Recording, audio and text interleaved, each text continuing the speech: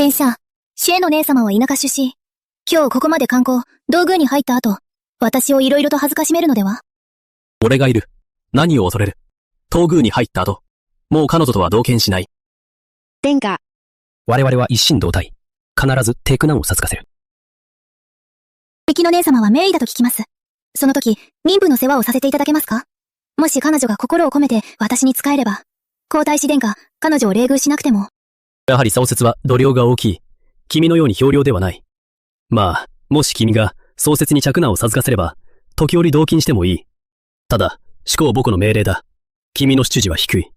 俺の子を授かることはできない。雪の姉様、これは私のせいではない。結局、ヒーガと皇后様、あなたの出自を認めていないのです。妊婦の世話？それでも、母子ともども死なせてもいいの？君。俺は君を大事に、ここまで話している。勘違いしないで。勘違いしているのは殿下。3年前、殿下は毒に侵され、全身が腐っていました。大尉も手を焼いていました。王帝の次女は体を拭いたくもない。もし雪乃様がいなければ、もう死んでいるのです。シェフ。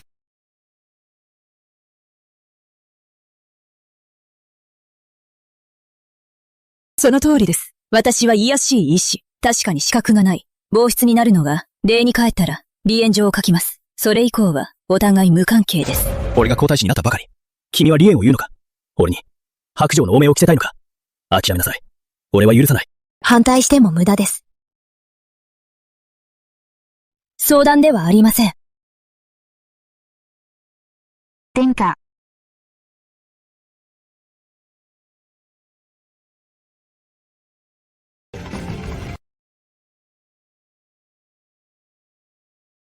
ゲフ。この手紙を、西宮国へ、公民に渡せ。はい。小太郎、今の君のすべては、私が与えたもの。中華以内。このすべてを、取り戻す。離縁を決意したのか？はい。本王は思っていた。君は出自は低いが、礼儀正しく度量も広い。思いがけない。これほど嫉妬深い女だとは。争う気はない。君も勘違いしないで。俺は皇太子だ。相馬家と結ばなければ、相馬将軍とその部下は、俺を信じないだろう。それに、宗節は性格が単純で、拙直だ。君たちは仲良くできると思った。下記をむとるのは君のことだ。私の同意はいらない。権力の家の男なら、誰でも妾がいるだろう。この3年間、君だけだった。まだ不満なのか？今俺は皇太子だ。好き力を養い、権力を均衡させる。なぜ俺を理解してくれない？他の女と同じ男を分け合いたくない。小太郎、離縁状を出せばすぐに行きます。何人でもむとればいい。邪魔はしません。皇族に嫁いだ女は、名前はすでに家系図に入っている。離縁の例はない。諦めなさい。側室が嫌なら、召使いでも、構わない。皇太子殿下！皇太子殿下！将軍ティの相馬様、檀家と王妃に謁見を申し込みました。皇太子殿下稼働。皇太子殿下。無礼なく、座って。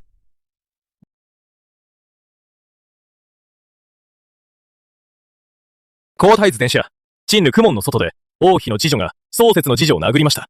この衛兵の目には、素質が未来の皇太子妃を殴ったことになる。これは逆上です。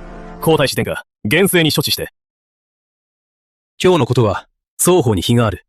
雪乃だけのせいではない。皇太子殿下の言うところは、私の次女は無駄に殴られ、私は無駄に侮辱されるということですか？皇太子殿下、もし公正に裁かなければ、相馬家の全将士の心を冷ますでしょう。大蛇、言うのを連れて行け。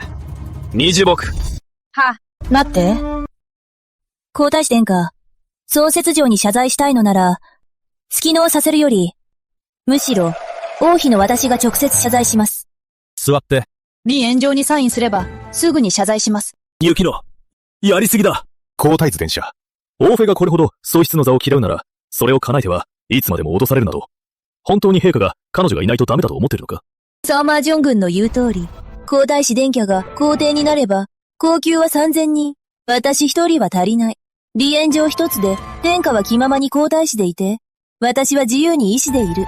これほど良いことはないでしょう。雪乃、離縁しても笑い物になり、誰もむとらない。それでも離れるのか？離縁状は、諦めなさい。ありえない。王妃は確かに美人だ。皇太子が手放さないのも当然だ。このままでは創設に不利だ。ゴーフェイはリエンで、ダンカを脅す必要はない。こうしよう。次女をひざまつかせ、妹に謝罪させ。これで一件落着だ。冗談ですか？お下女をひざまつかせ、妹に謝罪させろ。相馬将軍、家で鏡を見た方がいい。自分の高慢で無知な顔が、どれほど醜く傲慢か。ゴーフェイは少し生意気だ。人間ですか？あなたは、威張った犬です。失礼！来いけ！ジョーは言いました。こんなものの前でひざまずくなど。教え女のくせに、こんなことを言うのか。何を待っている？この礼儀知らずの奴隷を、引きずり下ろせ。直ちに杖で撃ち殺せ。弁謝は3年間落ち着いていた。皇太子になった途端、失態続き。この皇太子の座は、本当にあなたには合わない。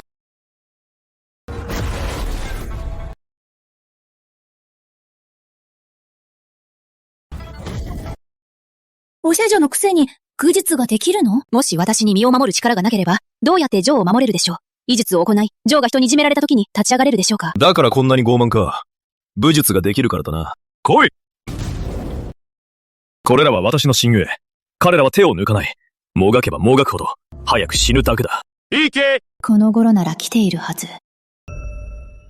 少女！少女！奥様のお言葉です。少々とジョーを、急いで帰ってください。バカ者官の天使が請求書を持って、金を取りに来ました。何の請求書？ジョーがそこで、ぼか先を血にしたそうです。他の店の亭主も全部で10数人。オラが合計で2万両以上借金。何？ 2 万両？借金取りが押しかけた。相馬将軍は手が回らない。妹の面倒を見れない。相馬将軍邸の俸禄は足りるのだろうか。妹の借金を返せるの？ね？軍費を流用したのでは？デタラメを言うな！流用してない方がいい。さもないと監察官が将軍の軍費流用を陛下に報告する。この、何をサーマティアの名誉を汚すのか！やめろ！とりあえず帰ろ皇太子殿下。今回も私を杖で撃ち殺すのですか？お前！くだろう。陳には分かってほしい。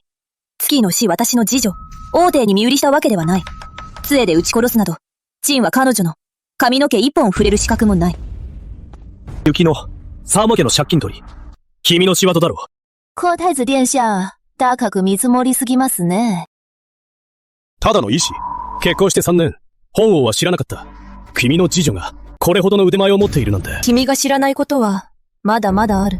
ずっと隠してたの。隠さなければ、どうして、君がこんなにも、法信者だと知れる。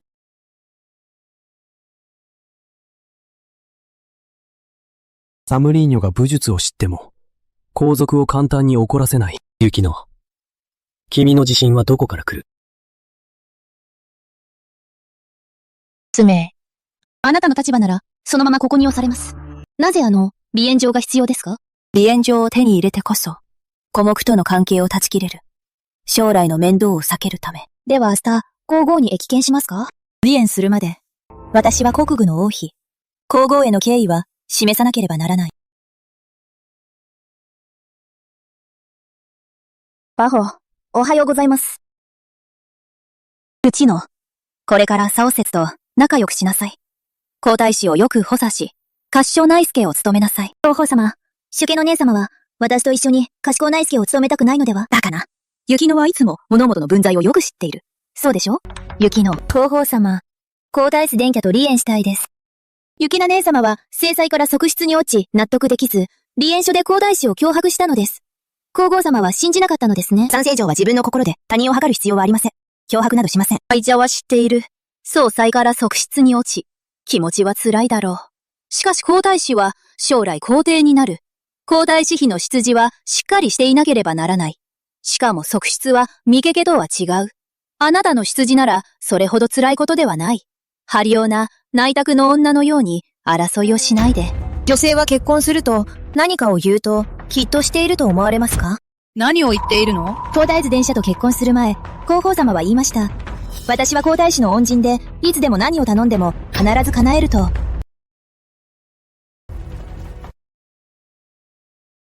皇后様、約束を守ってください。皇太子殿下に離縁書に署名させ、私の自由を返してください。皇族の結婚は、離縁の例はない。例はありません。ですから皇后様、先例を破ってください。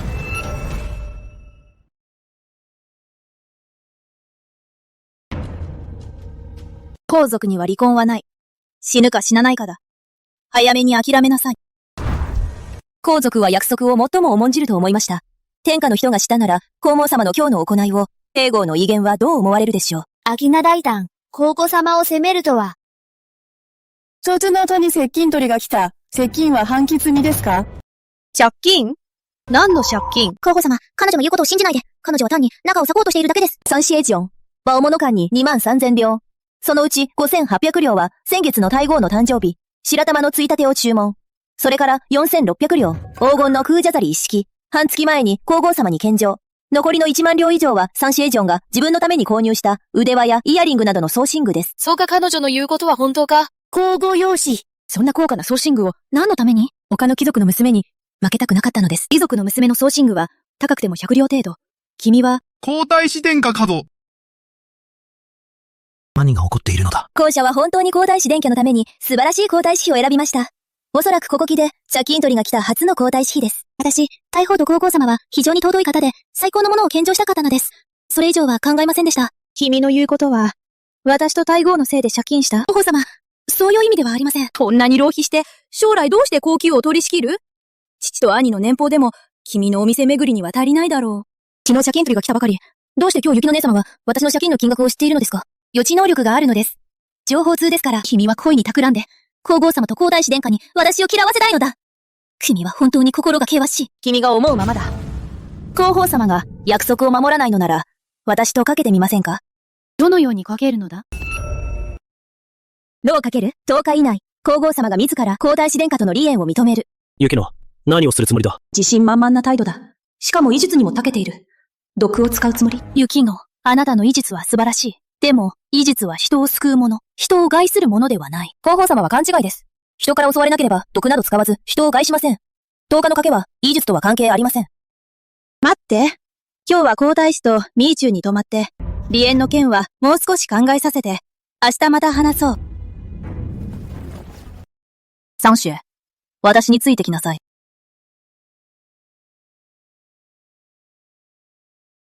皇后様は何をしているのですか？雪の側室。皇后様のお言葉です。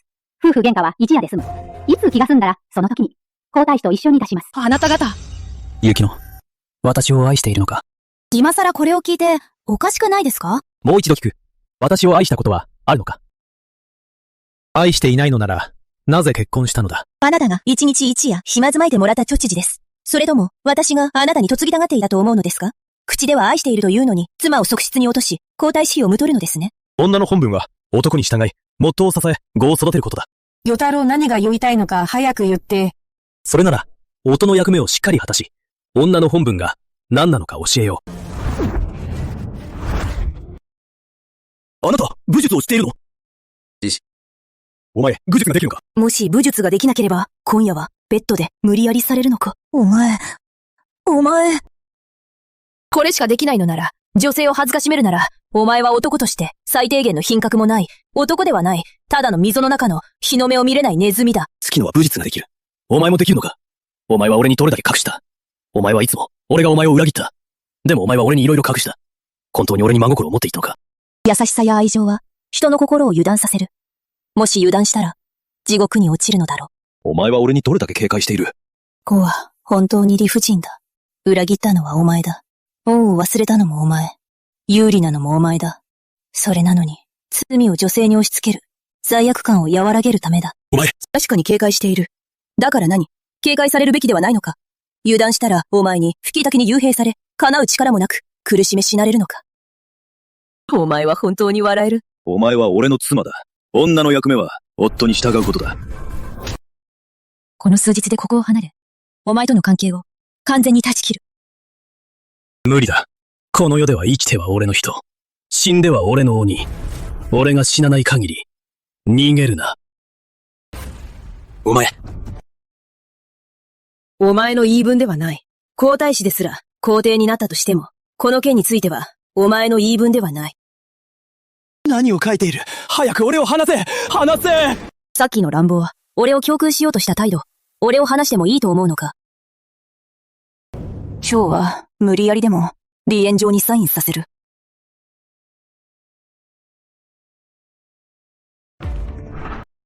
来人！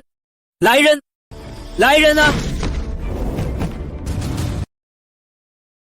熱生命。なるほど皇太子殿下、こんな趣味があるのですね。早く言ってください。我が嬢は優しく、思いやりがあります。必ずいろいろな方法で皇太子殿下を満足させます。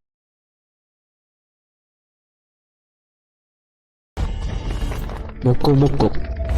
ライター、皇太子をこのように恥ずかしめるとは、何を待っているの？私と月のだけでは、この警備厳重な厚遇から逃れるのは難しい。アイリン、シエナの側室を王邸へ連れ帰れ。私の許可なしに内宅から一歩も出るな。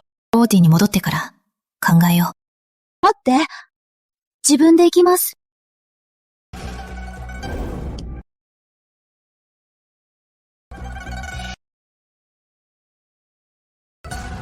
雪乃、なぜそれほどの自信でそんなことを言える？君は一体誰なの？ライルン。シーコを派遣し、古古期の名家すべて、最偶生で、医術を得得した娘、3年間帰宅していない。もし少しでも手がかりがあれば、直ちに報告せよ。はい。皇太子殿下、大変です。王妃が失踪しました。王邸中探しましたが、おそらく邸外へ逃げたと思います。今日の離縁騒動は、宮中では大々的に広まっています。この時点で、王妃失踪が伝われば、私を糾弾する総文が必ず不幸の前に上がるだろう。その時、皇太子の座は。すぐ調べろ。工場をひっくり返してでも、王妃を見つけろ。はい。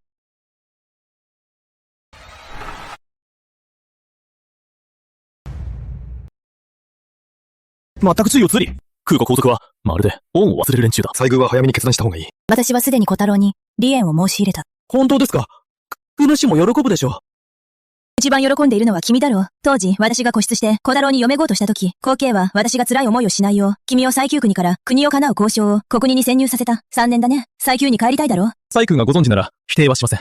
このクソ場所に、早くいたくない。国主も、早く帰って帝位を継いでほしいです。国獣はジョンが重責を引き受けて、君と一緒に世界を旅したいのでしょう。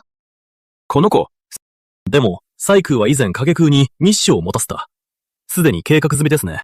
まず、相馬家の兵糧を断つ。それから、工場内の取り立てる帳簿を回収する。10日後に離縁状を手に入れ、ここを離れる。これから国には、もう関係ない。よし。ジャフェンドも、今すぐ探しに行け。王妃が見つからなければ、首を持ってこい。はい。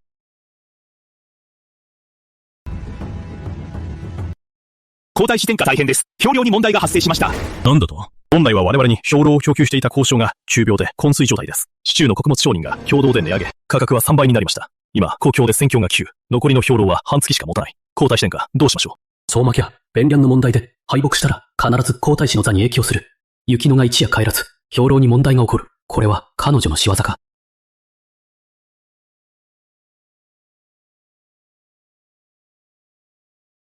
やっぱり、白状なクズ男から逃れると気持ちがスッキリする。今日のジョーの顔色はいつもとは違う感じです。そんなこと言って、まるでこの前、私がどれだけ悲しんだみたい。ただの男でしょ、至るまで。ただの男ですから、最旧国に帰れば、優秀な男性は、殿下が選べます。朝倉陽介、今日は冗談を言う気分ですね。何かいい知らせですか？これは最高国の手身です。アニワンが南辺へ10万の軍を派遣中。たまたま、私も聞いた。相馬将軍と小太郎、兵糧の件で謁見した。皇帝は大臣たちに尊同され、兵糧調達の任務を小太郎に任せた。森林の皇太子様、もし任務を果たせなければ、宮記を地帯させた罪に問われるのでは？それなら、南辺で噂を流し、皇太子は兵士たちと共に兵糧を南辺まで護送する。それから兵士たちを移動する。電車の計略は、まず皇太子の二滑な名声を広めて、それから冷水を浴びせ、兵士の心を失わせ、相馬家の威信も保てないだろう。相馬家と小太郎を、二度と協力できないように。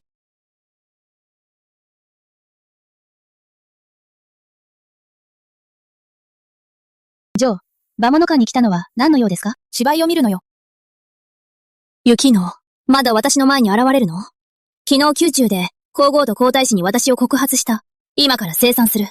今日は、本当に縁が悪い。借金取りに家まで取り立てられた。総節城ですね。総節城。借金は返しましたか？来い！この下女を捕まえろ！今日は、口を裂いてやる。はい。皇太子殿下駕到！超馬小共産省！皇太子殿下、シエナがまた私をいじめました。どうか私の味方をしてください。なぜここに？ここは宝物館です。皇宮でもないし、将軍邸の庭でもありません。来てはいけないという決まりはありません。そういう意味ではない。私は何を間違えたのでしょうか？なぜ雪の姉様はこんなに怒っているのでしょうか？人目の中で次女を許して、私の召使いを殴りました。王妃は何度も漱石をいじめています。本当に相馬家が王妃を恐れていると思いますか？相馬家は長年国境を守り、私を恐れるはずはない。しかし今、兵糧調達が困難です。相馬少将は方法を考えず、ここで自分の妹の些細なことのために口を出しています。さすが相馬大将軍の息子。何が大切なことで、何が優先なのか。兵糧のことをどうして知っている？兵糧のことだけでなく、私は知っています。毛馬少将の死後には、30万両の白銀があります。このお金で兵糧を買えば、今の危機は救えるでしょうか？なんだって？皇太子殿下。公爵は兵糧調達をドンカに任されました。相馬少将はドンカの悩みを解決するのは当然のことです。しかし彼は30万両の資銀を持っているのに、ドンカの悩みを解決しません。皇太子殿下はどう思われますか？あなた、皇太子殿下、彼女はでち上げです。もし兄が、そんなにお金があれば、私は借金取りに来られるはずがないでしょう。そうですね。相馬家は金持ちですが、皇太子妃候補を借金させます。皆に思わせたいのですか？将軍邸は清廉で、それとも恐れているのですか？軍費横領のことが発覚するの？雪乃、もしまた、相馬家の名誉を汚したら、消えてしまう。切ってみなさいよ。皇太子妃を殺害は死罪です。相馬少将が死を恐れなければ、切ってください。この女、どうして知っている？一体何者なの？皇太子の前で、もう彼女と争うな。相馬少女、宗主を連れて先に行って、雪乃の側室と話がある。三種、行こう。兵糧のこと、どうして知っている？誰から聞いた？九太郎。便弾を調達したいなら、相馬に私銀を出させて、各々の穀物商人から購入するしかない。そうでなければ、辺境は食料不足で、兵士は食べ物がない。その時もし他国が来襲したら、その皇太子の座は本当に安定しているの？内閣の女が国の大事を口にするな。聞いている。昨夜はどこにいた？妻であるのに一晩家に帰らず説明しないのか？離縁を申し入れたその瞬間から、もう関係ない。まだ王邸に住んでいるのは、離縁状にサインを待っているから。それ以外のことは、君には関係ない。雪乃、一日でも離縁していない限り、君は私の王妃だ。妻の本文を知れ。知らない。離縁状を出してさえいれば、夜中に帰ってこなくても心配する必要はない。名節を汚しても心配する必要はない。皇太子の名声を汚しても。雪乃、離縁は絶対に認めない。諦めなさい。一生無理だ。また落ち着かないのですね、皇太子殿下。雪乃、もう離縁の話はしないで。まだ愛している。信じて。女王、話して。なぜこれほどの内力を持っている？まさか、兵糧のことは本当に君が？それでどう？正直に言うと、以前、相馬家の兵糧は、表向きは各商人が集めたものだが、実際は、私が皇太子の座を取るために、自腹で購入したものだ。なんだって。でも今は供給しない。だから相馬家は、自分で何とかしなさい。どこからそんな金を？君は一体何者だ？君と大馬。他に道はない。空国の国庫は空。君たちは自腹で購入。なぜ君の言葉を信じなきゃ？信じなくてもいい。そのうち国境で兵糧が足りなくなったら、後悔しなければいい。もし君の背後の勢力が、本当に国境に兵糧を送れるなら、それこそ君を手放せない。君が私と夫婦である限り、一年卓勝、運命共同体。君がそばにいれば、背後の人が何をしようと、躊躇するだろう。もし離婚して君を自由にしたら、どうして君が復讐しないと確信できる？さすが皇族。ついでに牽制の方法を考えているのね。雪乃、君が私を助け、兵糧の問題を解決すれば、皇太子妃の座を与えよう。宗節を側室にし、君が上に立つ。もしまだ嫌なら、いつの日か、相馬家に利用価値がなくなれば、完全に消し去ることもできる。二太郎。君は本当に、想像以上に厚かましい。離婚したい。宗節とは関係ない。他の女性も関係ない。君の配信が主な理由だ。どの皇帝が一生一人の女性だけを愛した？もう言い尽くした。離婚届、到底、サインするの？君はどう？いい。これが最後だ。話し合うのは君の最後のチャンスだ。後悔しなければいい。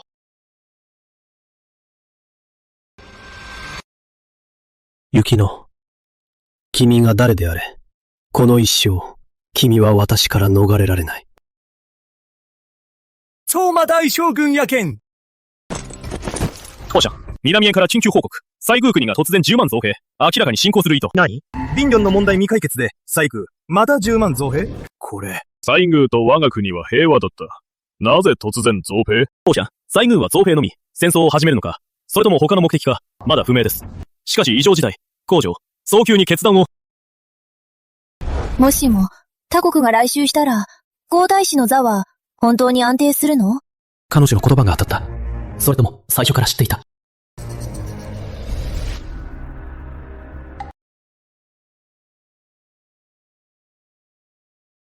きな。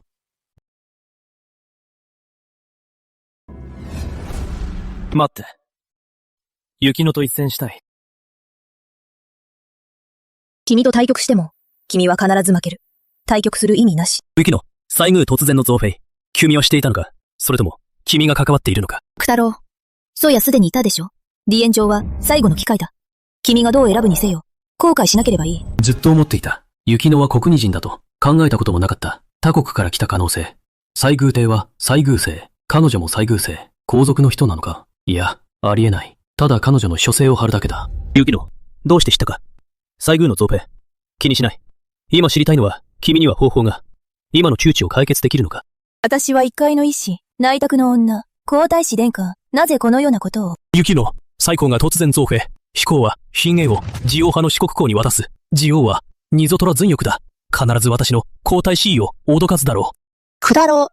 松なら非国来襲。心配するのは、九国の存続だ。天下の民、巻き込まれないか。それではなく、ティオーが兄弟に、皇太子位を狙うこと。与太郎君は本当に、堤防の独領も責任感も皆無だ。司令。ここで私と時間を浪費するより、むしろ、相馬家を調べた方がいい。相馬は、軍師を横領していないという。君が彼を陥れた。軍師横領犯が自白するわけないでしょ。何しろ、これは一族皆殺しの死罪だから。雪乃、お願いだ。助けてくれれば、離縁以外なら、何を要求しても、承知する。もう、最後のチャンスを逃した。離縁は、もう条件ではない。風光皇族は、気なく無能な輩だ。王朝交代も、いいかもしれない。軍隊の食糧危機が迫っている。それだけの将兵が、飢えさせてもいいの？商品が飢えるのは、君たちの、君主の無能のせいでは？私に何の関係が？雪乃、君は冷酷な人ではない。あの将兵たちは国を守り、県境を守っている。彼らも血の通った人間だ。家族もいる。本当に平気なの？君の将軍は、軍師を横領するのに、私がどうして傍観できない？これは私の国で、私の民ですか？でも君は助けられる。九太郎、もう前から言った。相馬の手には、30万両ある。県境の将兵の2ヶ月分の食料。でも相馬は、彼の言うことを、本当に信じているの？それとも、追求する勇気がない？君が助けないなら、頼れるのは、相馬家だけだ。やはり、相馬家を怒らせたくない。たとえ知っていても、空使を横領しても、追求できない。二太郎、君は思ったよりも、もっと無能だ。キノコの中で、私はこんなにもダメだ。ポイは、やはり目を奪う。以前は、君は無欲で、安らかだと思った。今や、君は、頭の中が真っ白な無能だ。結局は、宗節のせいだろ。ただ、もう一人妻をめとったから、君の目には、価値がなくなったのか。怒る必要はない。私の目には、君は価値がない。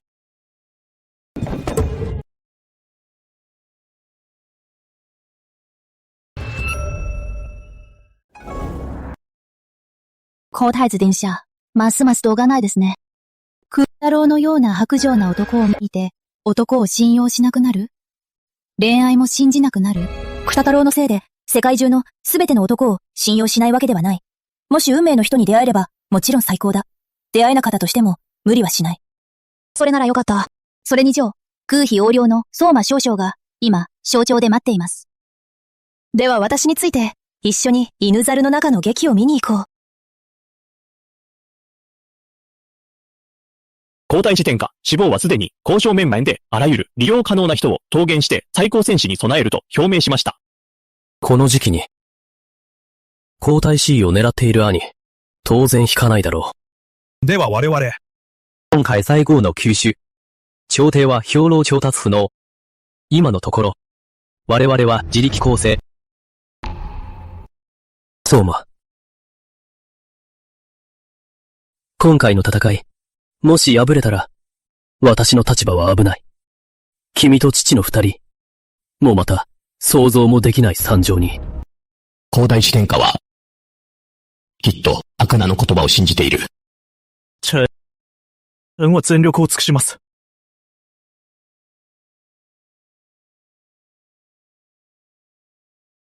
私は、50万両を出せる。残りは、君自身で、3日以内に、すべての兵糧を、国境まで送れ。これは、どうか、私を困らせるのでは。今回の兵糧は、私の運命に関わる。少しのミスも許されない。もし兵糧のせいで、国境が陥落したら、断言するが、君の将軍邸の栄華は、それで終わりだ。古希の存亡は万民の責任。我が将軍邸は全力を尽くし、皇太子殿下のため兵糧を調達いたします。皇太子殿下。皇太子殿下。南辺から緊急の報告が、最高寺社が山に来ます。何？皇者、西宮大法様、御大不調で、大委員も治せません。空の国に医師が腕が良いと文書を送り、この人を西宮へ大法様を診療させたい。持ってこい。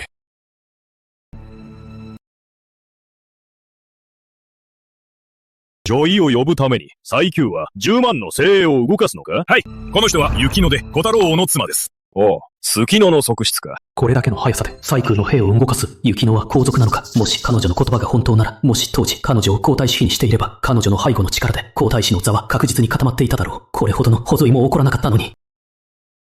雪乃、お願いだ。助けてくれれば、離縁以外なら何を要求しても何でも承知だ。もう遅い。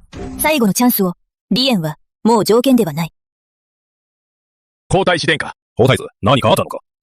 東国は、西宮から遥か彼方。皇太子は、側室が一人で行くのを心配ですか？西宮は10万の軍が迫っています。皇太子は国の未来です。対局を優先すべきです。道は皇太子殿下に、ご質の西宮入国を許可を願います。王太子、一体何があったのか。君の側室が西宮で大王を見るのは最高の栄誉だ。もちろん、道中は辛いだろう。しかし、我が故国の安定のため、雪乃の側室が辛いのも価値がある。空母、今日三馬少女と兵糧調達で心配していました。それに、西宮造兵の知らせで、さらに心配で。突然、この朗報を聞いて、取り乱しました。至高、ご勘弁を。大丈夫だ。それならでは、雪乃の側室を呼べ。悪魔の作詞入店。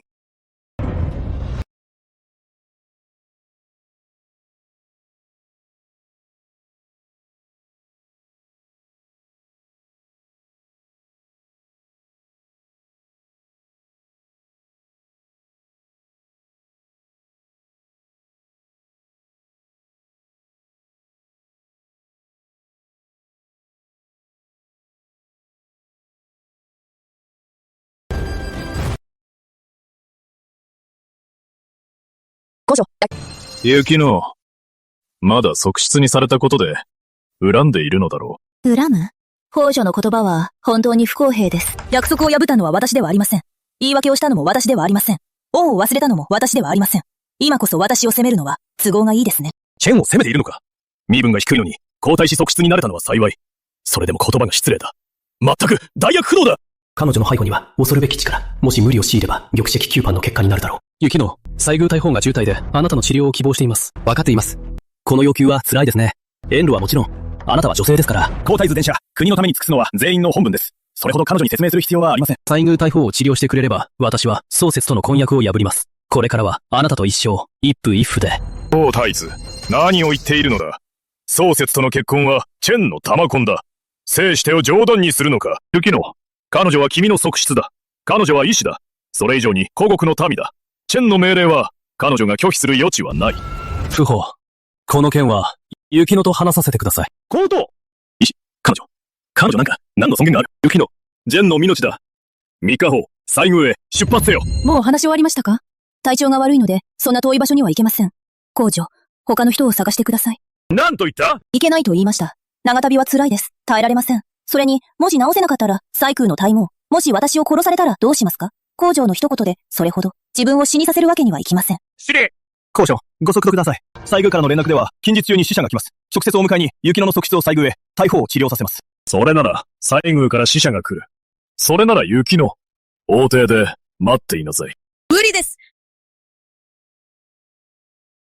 皇太子、毛筆を束ねろ。女一人も収められず、天下を治めるか。雪乃。すべて私のせいだ。もう怒った言葉を言わないで。約束する。根性も、来世も、再来世も、君だけだ。大正後、宗節との婚約を破棄する。今から婚約を破棄？はい。君は皇太子妃だ。外出はない。耳目もいない。君だけだ。どこのドイツだ？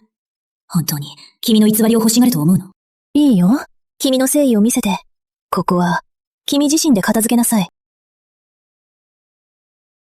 大胆！ここまで失礼か！皇太子、陳が下した婚約を、君が破棄できるのか？相馬将軍は国境を守り、君はその娘をこのように、相馬将軍を傷つけるのか？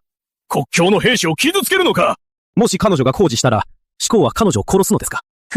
もし彼女が死を恐れず、志功はどのように彼女を心から西宮へ行かせるのですか？彼女の生死はどうでも、もし最級死者が来て大砲の病気を治せる人が得られなければ、怒って将を起こさないか。婚約パチのことを相馬将軍にどう説明する？当面の急務は彼女を最級へ送ることだ。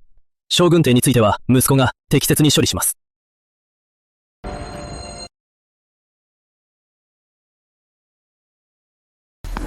皇太子殿下、我が将軍邸は侮れるものではない。この婚約は陛下の賜物。町中がしている。婚約を破棄したら、宗節はどうやって人目に出る？これからどう結婚する？皇太子殿下のこの行為、国境の兵士の心を傷つけてもよいのですか？婚約は志功の賜物だから、今日の口約束の婚約破棄はどうして有効なのだろう。皇太子殿下のお言葉は？今の西宮は大軍を送り込んで、雪乃を西宮へ送るしかない。このことが収まれば、雪乃は宗節との間の障害にはならない。ことは重大だ。宗節には隠している。宗節を辛くさせたが、コーヌは必ず倍返しにします。皇太子天下のお言葉があれば、副道どうかものともしません。国境の兵領臣が処理します。天下が安心できるように。いずれ、子供が帝位につけば、決して忘れない、相馬家の恩。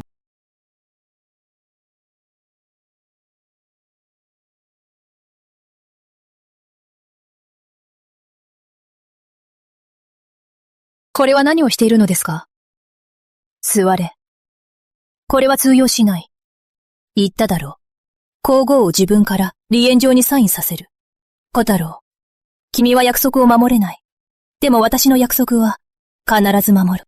離縁状にはサインしない。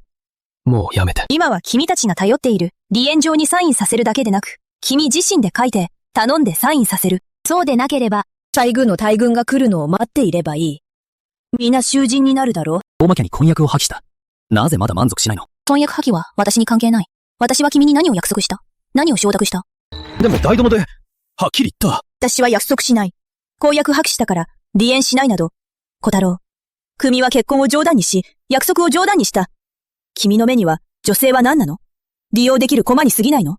ラキナ、信じるかどうか。本当に好きなのは、君だけだ。約束をはがっただけで、多子妻なのか。間違っていた。やり直しましょう。ケナ。死ぬかどうか関係ない。我が嬢は最初から一つだけ要求。離縁状。この3文字が書けないのか？それとも聞き取れないのか？以前はいつも医師の出身で王妃は高望みだった。今は事態が深刻で、このような無実な介護の姿を誰に見せるの？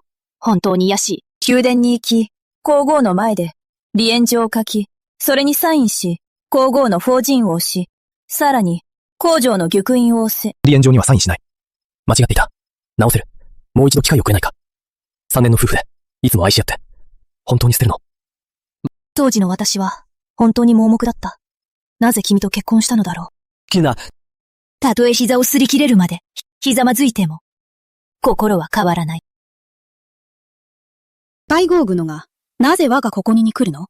雪乃はまだ20だ。たとえ腕が良くても、何十年も医術を学んだ、宮廷医師より上手？しかし当時、私が瀕死の時、宮廷医師は本当に手も足も出なかった。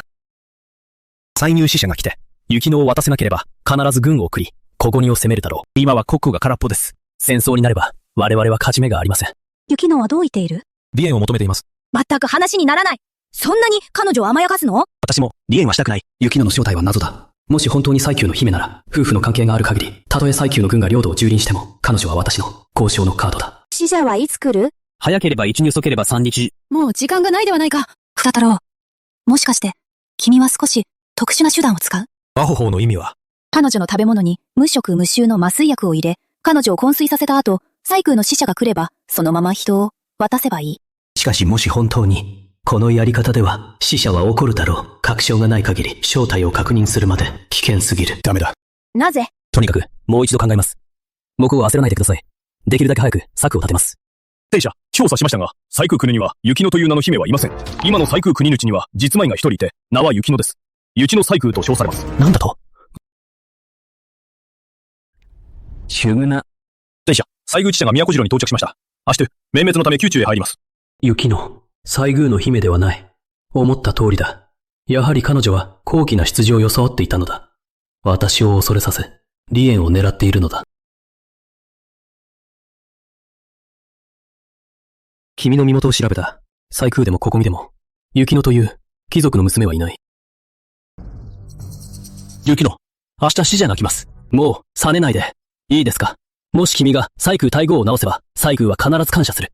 その時、両国が友好で、約束は守る。交代式にします。約束します。即位するまで、東空には君一人の女主人だけだ。もし君が安全を心配なら、一緒に行きます。これなら、もし君を困らせようとしても、私が君の前に立ちます。皇太子殿下は、これが深いですね。もし左高へ行けば、一生皇国に帰れないですよ。夫婦は本来、苦楽を共にするものだ。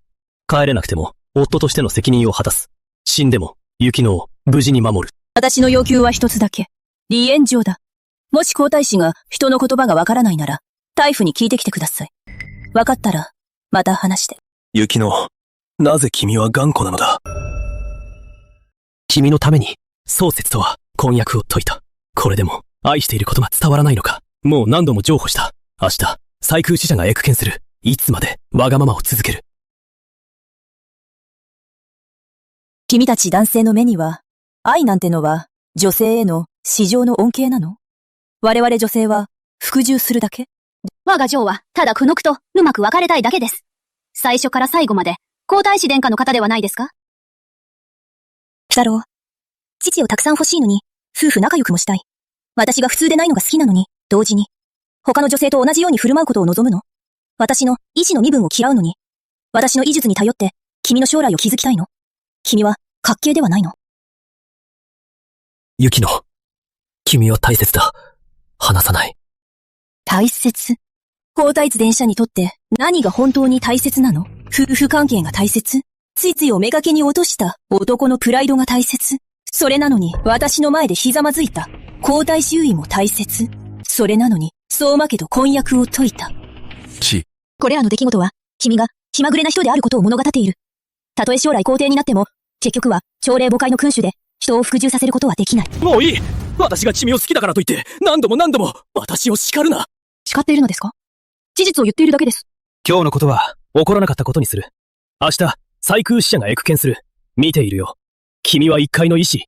どうやって二国の権力に、こう合うのか。皇太子殿下の腕前は、これだけか。制裁を脅迫する皇族の意向で、身分の低い意志を恥ずかしめるの？これは君自身のせいだ。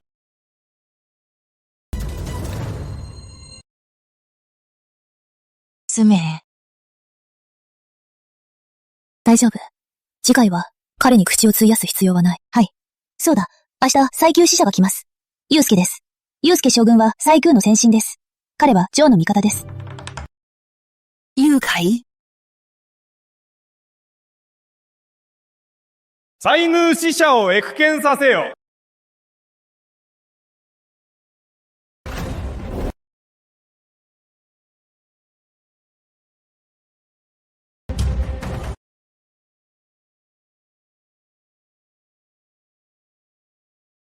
失礼ですが、将軍のお名前は？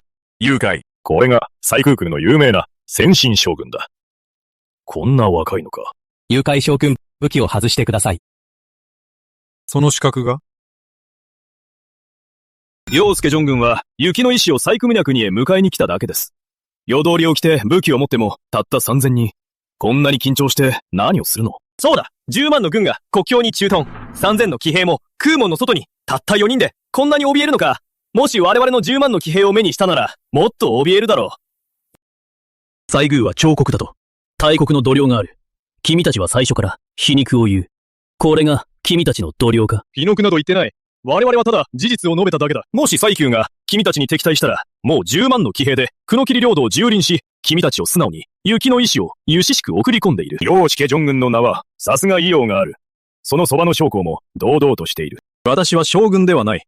西宮久喜の交渉、朝倉家主だ。祐介将軍と共に来たのは、単に念のためだ。念のため？朝倉家主は何を？朝倉家主の言うのは、もし話がまとまらなければ、二国は戦争するしかない。その時は兵糧が必要だ。朝倉家主は君たちの故国の兵士が一粒の兵糧も使えないようにする。これどうします？これは、趙軍はいつ目だ？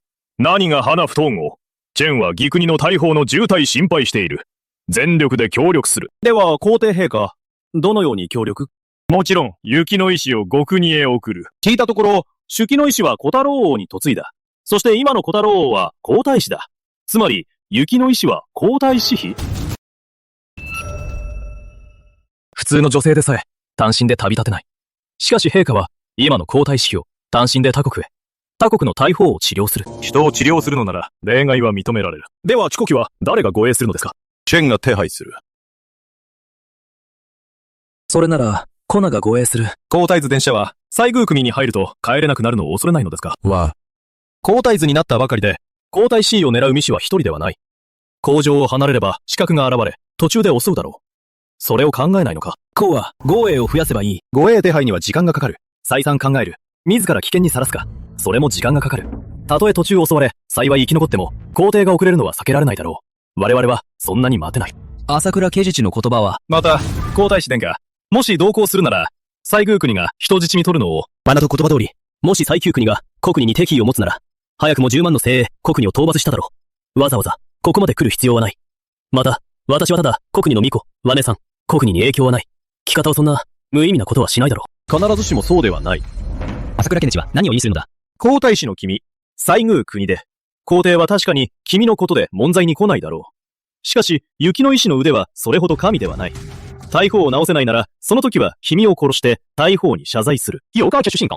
朝倉家主は、ガチョウに何かの敵意を持っているのだな。B社、工場です。私も直接聞きたい。雪の意志が知見を顧みず西宮国へ。知らない人の治療をするのですか？彼女は喜んでいくだろう。我々は雪の意志自身の言葉を聞きたい。皇太子側室。皇太子フェイを壇上へ招きなさい。はぁ。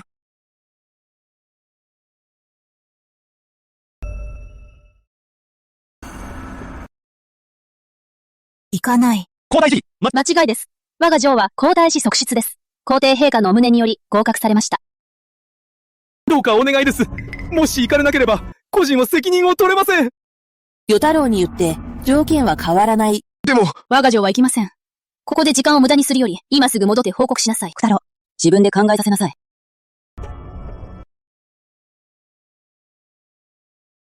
皇太子妃は皇太子殿下が離言状を書き、皇后さんが封印を押し、皇将が魚銀を押し、それから皇后様が離縁状を持って、小太郎王帝で離縁しないと来ないと言いました。全く失礼千番。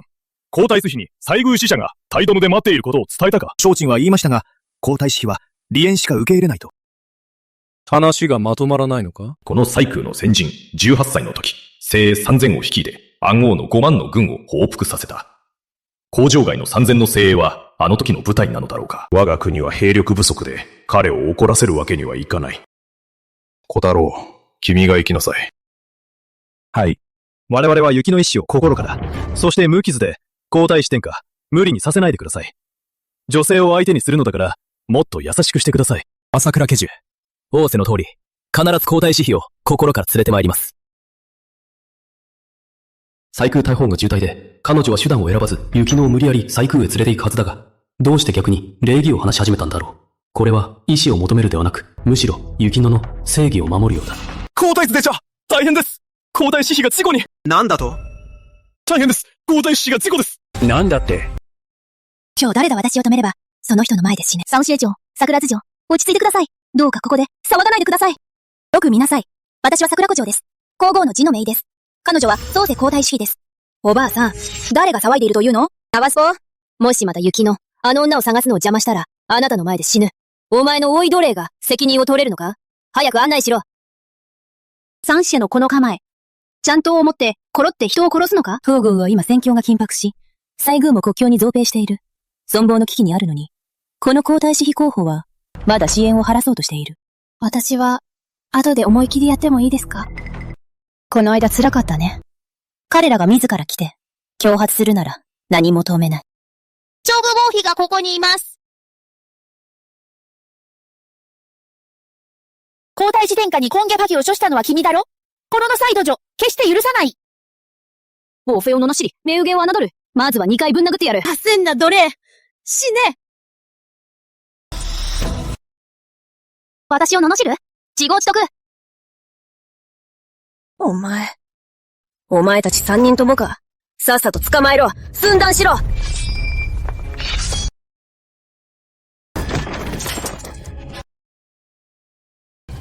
止めろ。お前は誰だ？皇后の字の罪女だ。それなら、私の惚れを、おいとこの妻と呼ぶべきだ。ふざける。血筋が低い。もともと、小太郎王の王妃にはふさわしくない。今では、小太郎に創設との婚約を破らせ、笑い物にした、ペレツな手口だ。雪乃、出てきなさい。下女を出すなんて、何の手柄だ。私一人で十分。王は手を汚さない。しかも、お前たちを王の手を汚すだけだ。私は下女、手を汚さない。お前、ほってこい。今日この下女を捕まえた者が、20回顔を叩いたら、100両を与える。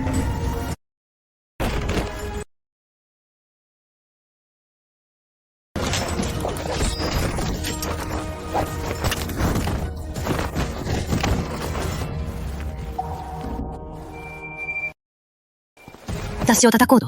私が先に叩く。覚えておけ。皇太子殿下はお前を許さない。次はお前だ。全員止めろ！皇太子殿下。総閣王子、なぜここにいる？小太郎、やっと来たのね。あの下女を見て。もう少しおとなしくして。いつも騒ぎ立てるだけ。騒いでるのは月野の方だ。彼女が先に叩いた。鈍化は見えないのか。もういい。もし挑発しなければ、叩かれなかっただろう。誰が来させた？雪乃から招待状をもらったのか。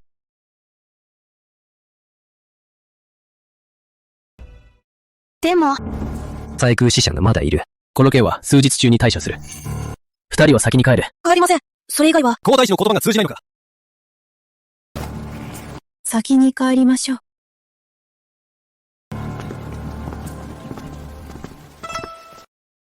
月野を放っておいたのか。蓋だろ。君は目が見えないのか？それとも耳が聞こえないのか？誰が暴れているのか？君は知らないのか？おえ。もし私を責めるなら、月野をかばったこと。それなら言うが、今日、もし私が挑発してきた奴らを、君は私には無力だ。炎を叩いただけで、もう手加減したのだ。俺の目を見て言って。君は本当に最宮の姫か？君は最宮の姫ではないだろう。調べたが、最宮には雪乃という最宮しかいない。しかし、最宮使者が診療を求め、ペンに要求したのは、全く怪我のない雪乃医師。もし君が姫でないなら、なぜそれほど君をかばうのか。それとも、彼らはこれを口実に、この気を圧迫し、開戦の口実にしようとしているのが、雪乃。もし君が姫なら、俺と一緒に宮殿へ行き、使者に会いなさい。それから不幸に、本当の正体を、君を軽蔑した全ての奴らを昇格させよう。そして、恐れさせる。それは、君が望む場面ではないのか。これが君の視野か。使者が待っている。もう拗ねないで。対局を優先して。条件は変わっていない。リエン城、フォンジルシ、テャムジン、皇后が来る。しかし今日は、もう一つ条件を追加する。なんだ？クラズ七と、相馬将軍邸の家主を、サーグコの、それと宗石の、今日の侮辱を謝罪させる。我々は夫婦だ。それでもこんなに追い込むのか。条件を満たさないなら、最空使者には会いません。雪乃、勘違いしている宗世をめとるのは、できるだけ早く地位を固めるため、もう人に見下されないように誓います。宗世には真心はありません。もし私が無事即位すれば、皇后の座は必ず君のものだ。必ず君のものだ。その顔、私を動かせない。ただ気持ち悪いだけ。言いました。条件を満たさないなら、キーチューには行きません。雪乃、この世で一番、私を理解しているのは君だと思っていた。私は皇后の嫡子。生まれながら尊い。志功にも愛された14歳の時、志功は皇太子にしようとした。思い込んでいた。一生変え続けると。しかし急病に襲われ、深淵に落とされた。瀕死の時、君が救いました。君は、私の人生で最も大切な人です。たとえ全員が君の出自を蔑んでも、私は毅然として君を王妃に婿りました。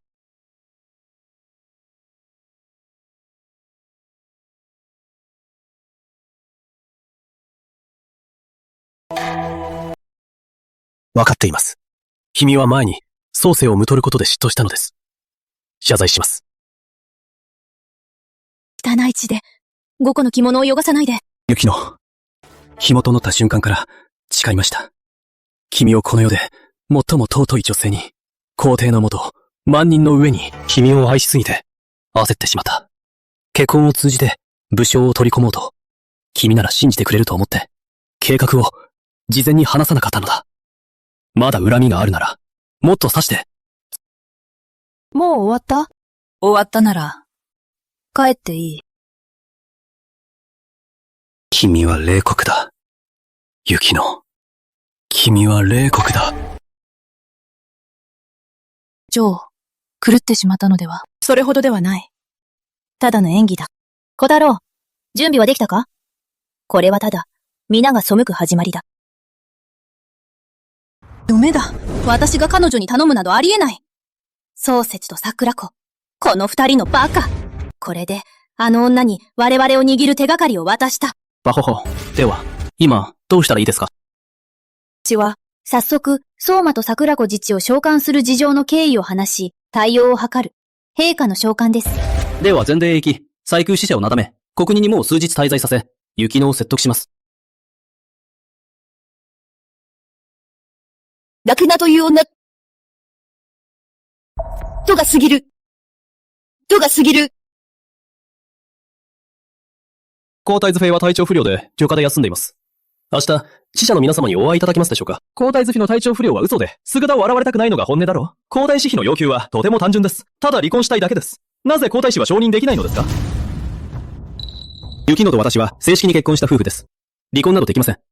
最近、ただ些細な誤解がありました。でもそれは二人の関係に影響しません。朝倉家主、安心してください。では、雪の医師を呼んでください。西宮大王は、まだ治療を待っています。待っているわけにはいきません。明日の朝、雪乃の体調が回復したら、ダメ！今すぐ彼女に会います！もし雪の医師が本当に体調不良なら、隊員を呼び、診察させればいい。雪の医師は医者の人心があると信じています。きっと私たちを許して、大砲を救いたい気持ちを、皇太子殿下はいろいろ言い訳して、本当は人を渡したくないのでは？ふたろう。朝倉家主の言う通りにしろ。諸侯、朱金の要求は、進化できません。諸侯、周内の要求は、離縁状だけではありません。何を要求している？本当に欲張りだな。その通り、皇太子が側室を甘やかし、掟を破っています。それだけでなく、月乃という次女もよく上に逆らっています。早く処刑すべきです。皇太子妃は出自が低く、園で乱暴です。皇太子の寵愛に頼って自分の立場がわからない。本当に馬鹿げています。医者、残る必要はありません。皇太子の話を聞いてみましょう。ただの商人がたびたび口を挟むのか。織田太郎、どんなに騒いでも彼女に従え。彼女が遠藤はるばる、西空へ大号を治療した褒美だと思え。相場小教行地不参照。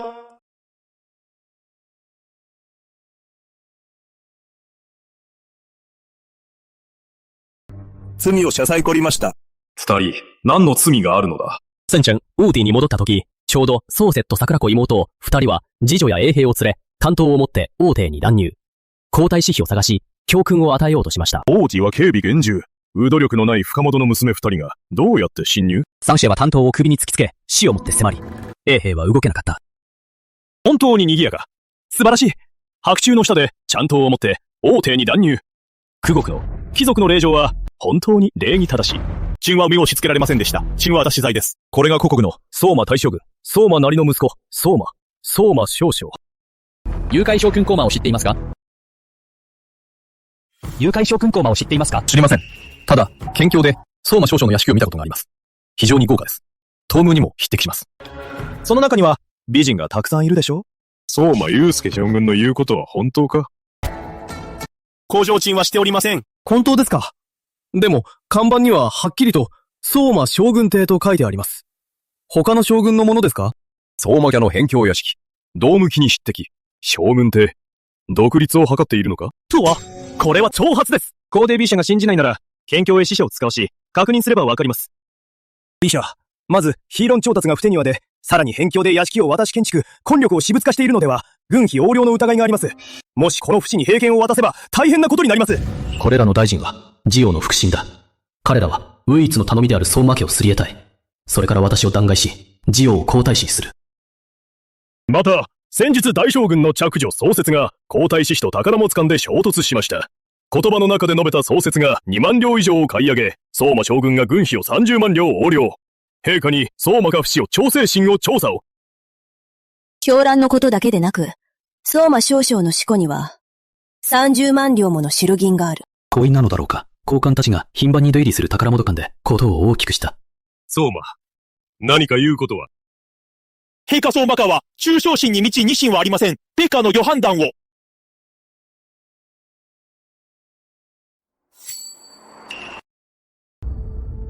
公爵、皇后ご協が危急です。相馬か不死のシティ建造は真偽不明です。安易に有罪とすると、国境の士気に影響が出ます。予測できない結果を招きます。医者、心身はただ色好きで、美人を何人か養っています。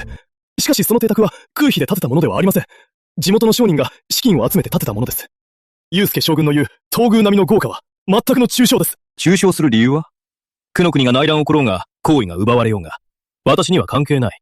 来女、相馬を拘束せよ。複合。相馬を牢獄に入れ、審理を待つ。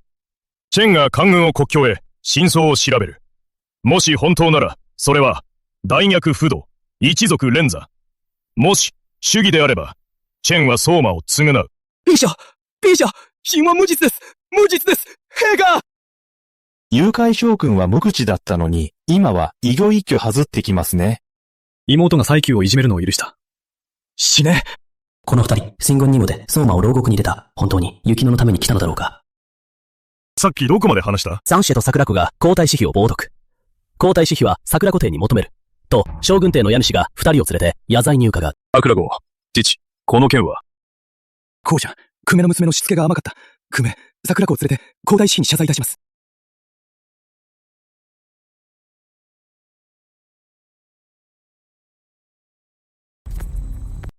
3年前、皇太子は体が弱く、皇太子妃が看病し、丸1年かけて、やっと皇太子の体を回復させた。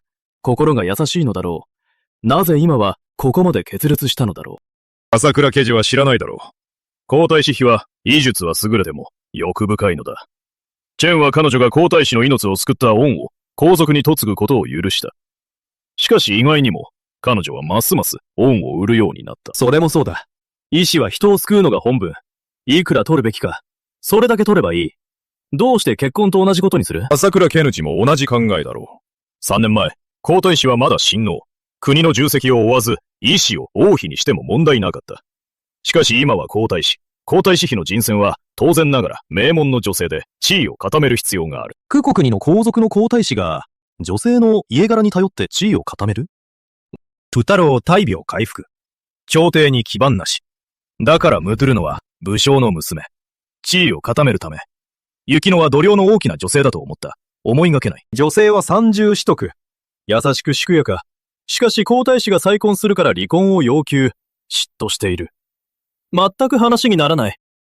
その通りだ。それなら、なぜ皇太子は離婚を拒否するのだろう。我々は正式な夫婦です。この一生、ずっと夫婦であるべき。離婚などありえません。だから皇太子、離婚を拒否し、正妻をガマ室に落としたいのか。だから雪の医師がこの時期に離婚を申し出たのは、我々最窮区期の医療を利用して、皇族の支配から逃れたいのだろう。朝倉家主。それは言い過ぎだ。何が不適切？命を救ったから一生を捧げなければ？感情が破綻、自由を求める。それで皇族の権力で脅迫し、無理に留めるのか。これが支配ではない。朝倉家主は知らないのか。皇族に嫁いだ女性は、一生涯、皇族の夫人。支配など言える。先ほど陛下は、皇太子の体調が一向に良くない。基盤もない。それなのに、皇太子にしたのか？このような皇太子、たとえ即位しても、外籍の干渉を下げることはできない。本当に心配だ。古国の未来が。貴国の皇帝は、外籍に頼らないのか？三宮六院の恨みはないのか？皇太子の言う通り、我が帝は自身の能力で即位。今まで航空の妃一人もいない。文武百官は国の将来、子孫の繁栄を訴え、我が帝は圧力に耐え、無実の女性を航空争いに巻き込まない。それこそ帝王の持つべき気概だ。我が帝位は盤石。西宮憤武百安。我が帝に調整を尽くし、心から基準。中年はない。当然この中で結びついたことはない。いわゆる陰性。皇帝 B 社と皇太子、早急に決定して、雪の意志を西宮区のへ連れ帰ります。さもなければ、新生美化に乗ります。無礼でない。もご。二太郎、キームだ。さっさと、あの厄介者と離婚しろ。そうすれば、西宮軍が引き上げたろう。雪乃と離婚できません。なんだと？雪乃は他の正体があるかも。実は、この2年の辺境の兵糧、ずっと彼女がしたかに調達していた。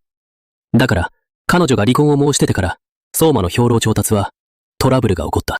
そんなはずない。ただの意志で、どうしてそんな力がある？ただの空前を、口実にして、婚約を破ろうとしているだけだ。B 社のおっしゃる通りです。草太郎、シュケノは他に何か過分な要求は？先ほど申し上げた通り、ペーカが小太郎を追って離婚を願いに行く。今回の西空、万全の準備だ。雪乃を連れ帰る西空への決意、固い。もし連れ帰れなければ、おそらく我々、小国に宣戦布告だ。もし陛下が、ネケ家に離婚を願いに行かせるなら、ネネ家は行きます。ただなんかない西宮使者は、もう待っている。選択肢はない。でもチコ、もし雪乃が本当に偽装していたら、彼女を人質に取れます。それは君の推測だ。今、西空軍が迫っている。もし両軍が本当に戦えば、我がここには反撃できないだろう。小太郎、さっさと離婚書を書け。フォン印を押せ。間違いは許さない。プ太郎、模倣はしている。離縁を望まない。模倣がいて恥をかかせたくない。しかし今更、どうしようもない。離縁状を書きなさい。私が直接頼みに行きます。行きなさい。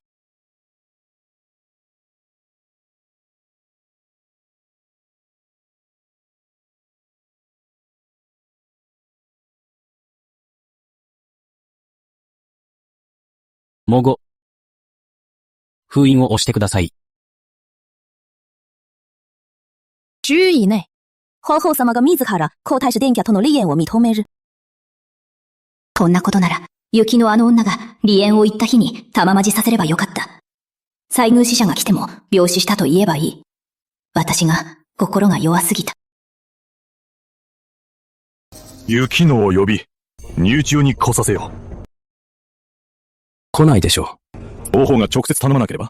離縁状が欲しいのか？それとも、皇后を恥ずかしめたいのか？当中、彼女が離縁を言ったとき、私は承認しませんでした。今回は、彼女は、私が直接頼まなければなりません。大丈夫です。クグニのために、私が行きます。一緒に行きます。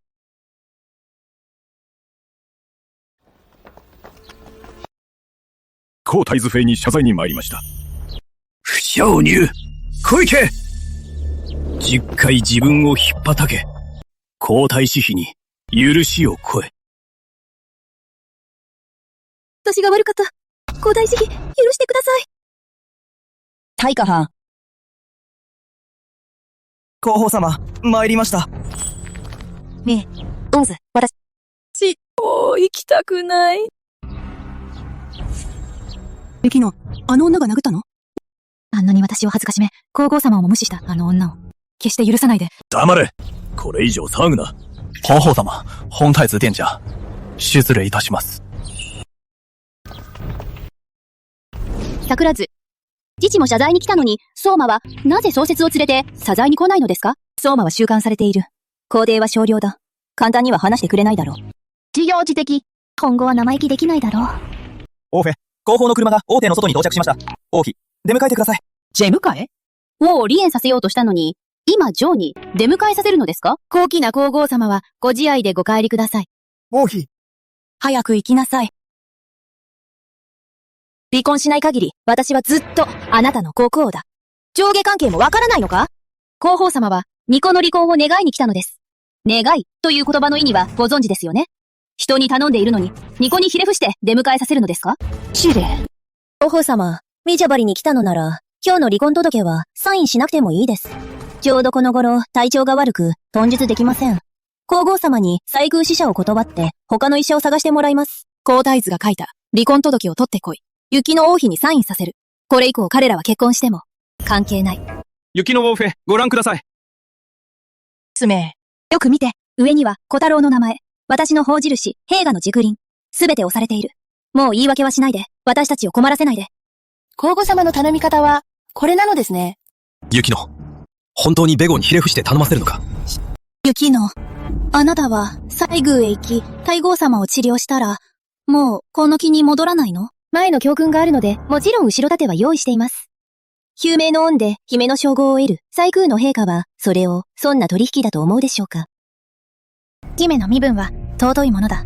本当に大きな物言いだ。大きな物言いかどうかは、皇后様の判断ではありません。10万の兵士を使って西宮へ迎えに来るのですから、きっと姫の称号など惜しまないでしょう。もし当時、小太郎を治療する条件が姫の称号だったなら、私と皇女は悟らることはなかった。もし当時、姫にしていれば、今日のような事態にはならなかっただろう。雪乃。これまで、小太郎は真心で愛していた。場を失にさせたことは、我々の不手際だった。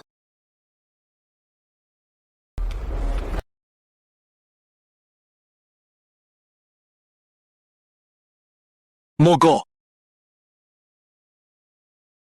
モコ。愛者は頼む。小太郎と離婚して、死者に西宮へ行って、太后の治療をして、両国の国境を安寧に、富を安寧にして。三種。数をいじめるのは皇太子の天太のせいだ。あなたが彼女を連れてきなさい。ひざまずいた頭を下げて謝罪し、それなら離婚書にサインし、あなた方と共に宮中へ行きます。昨日、相馬ジョン軍は牢獄に入れられた。今この時、漱石は慌てて恐れている時だ。相馬が入国したのは牛皮横領のせいだ。私と何の関係が？宝大図伝者は言っていた。漱石をめとるのは相馬家の軍権のためだけ。思いがけない。意外と女性を可愛がる心があるのね。雪乃は、人としても理屈にこだわりすぎない方がいい。彼女は謝罪すべきだ。皇太子殿下がかわいそうだと思うなら、彼女をむとった後で10分に償いなさい。彼女を手の上に口に含んでも、我が譲渡はもう関係ない。行け、宗世を連れてこい。はあ。孫馬が牢獄に入り、もう立ち直れない。宗節は愚かで、小太郎に次々と保罪を招く。このような女、皇太子妃にはなれない。もし、雪乃の背後に本当に力があれば、利用できるかもしれない。雪乃、愛者は知っている。あなたは辛かった。この出来事で、愛花はやっと、宗節よりも、あなたの方が皇太子妃に相応しい。皇后様、何を言っていますか？あなたと小太郎、辛い道を共に、愛花はしている。あなたの心に、彼がいるのだ。勘違いしないで。皇太子が裏切り、約束を破ったのは皇族。信用を守らず、言い訳するのは皇后。この皇后、今更感情を語る、偽善すぎませんか？宇治が話しているとき、遊女が口を挟む。資格はない。宇治が話しているのに、お前など、口を挟む資格はない。ジョンが話させているのです。皇后様が気に入らなければ、お宮に戻っていただき、威張ってください。そういき。皇后様は忘れましたか？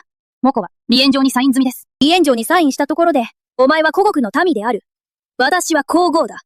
お前のような下女を処分できないとでも？お前こそ下女。お前の家族全員が下女。お前は一番の下女。だから小太郎のような人間を埋める。お前。はいじゃ、このジェナを七里に下ろせ！乱暴で撃ち殺せ！乱暴！誰が近づいてみろ。落ち着け。もし私を傷つけたら、宮族を滅ぼす大罪だ。私がお前を殺したいなら、日にを潰すように簡単だ。お前は何でもので、私の宮族を滅ぼせるのか？皇太子の仕事は、これほどの手間か。月野、私についてきなさい。はい。皇后様、驚かれましたね。出て行け！もし西宮の使者が待っていなければ、必ずこの下女を殺す。天下皇太子天下、中傷はどうなりましたか？もしいけないあの女にされば、中傷を放してもらえますか？アニションはアズ君の罪です。宮妃横領、逆上の罪です。放免するかどうかは、我が譲渡は関係ない。それは皇帝のことだ。それから君は死にかけているのに、口が汚い。殴りたい。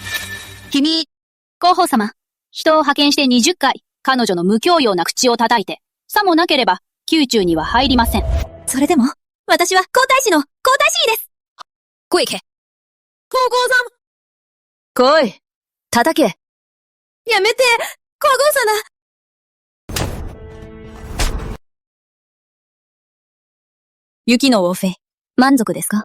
もう雪の王妃ではありません。皇后様は、雪乃と呼んでください。月野。血が替えを手伝って、一緒に宮中へ。はい。カゴ様皇太子参上。皇太子妃参上。お坊さん。間違いです。我が譲渡皇太子は、すでに離婚しました。こう言います。雪乃先生参上。ケナ先生参上。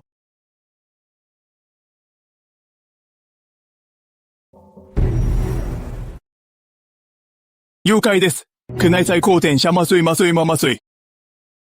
最高天下麻酔麻酔麻麻酔。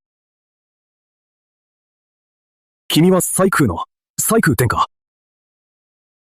君は西宮の、西宮天下。南太后在。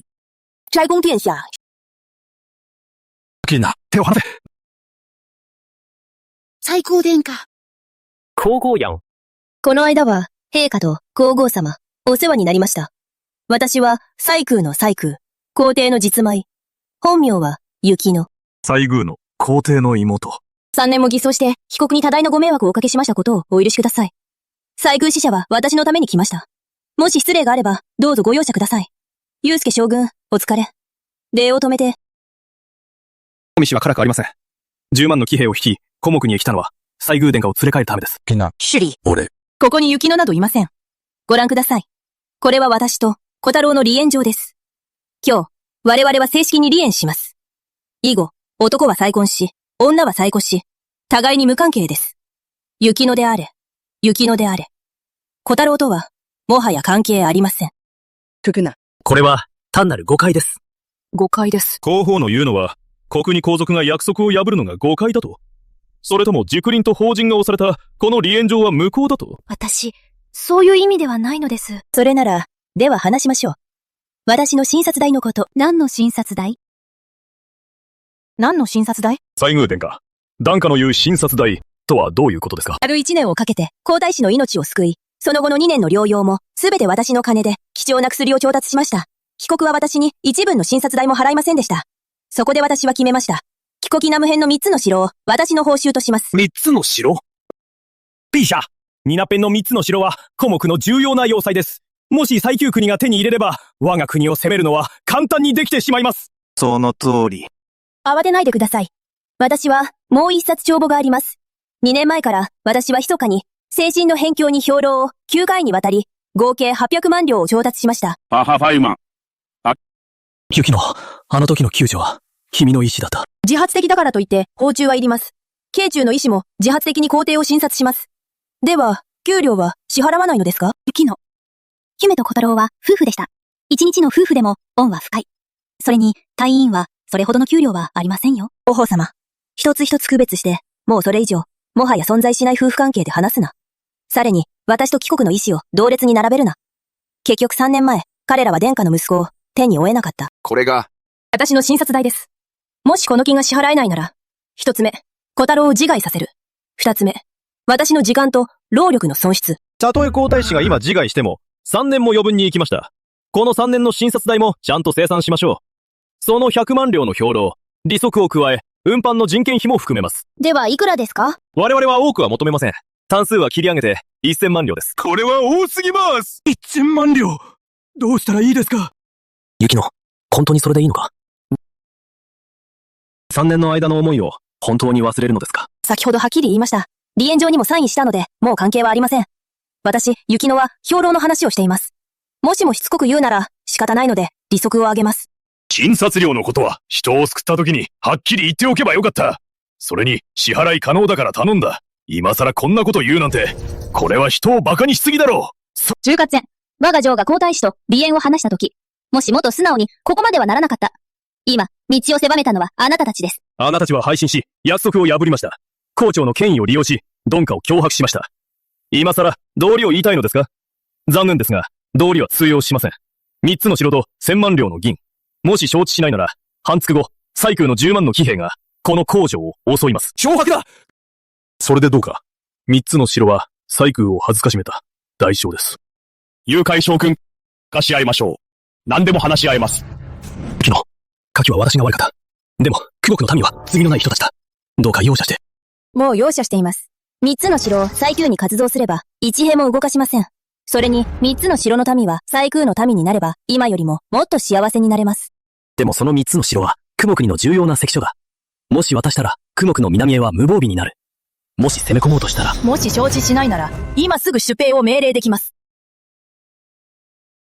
クオ国は西空にかなわないが、もし両国が戦えば、必ず共倒れの結末になります。ワメの3000の騎兵で、君の3、5万の軍隊など、余裕で倒せる。信じないなら、今日で試してみろ。両次下ジョンギン、逃らないで。私の言いたいのは、西宮と小太郎は互いに愛し合っているので、両国を友好関係にして、西宮を小田国の皇太子妃になって、将来皇后になってください。ニューファンの力で上がった皇太子など、我が最宮殿下の靴を持つ資格もない。昨夜は寝不足ですか？日暮れたばかりで、もう白昼夢を見始めましたね。皆さんはこれまで、我が殿下はただの医師で、皇太子妃にはふさわしくない。今は皇后にしようというの。これは自らの顔を、自画自賛ですか？自画自賛ではなく、甘い考えですね。もし今、両国が結婚すれば、何でも要求していいです。何でも要求していいですか？では遠慮しません。朝倉家主。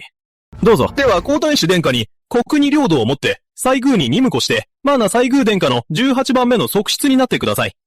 皇女はいかがですか？なんだと？とにかく君たちも言った。どの帝王も三宮六院がある。我が最宮殿下は、西宮に帰って帝位を継ぐのだ。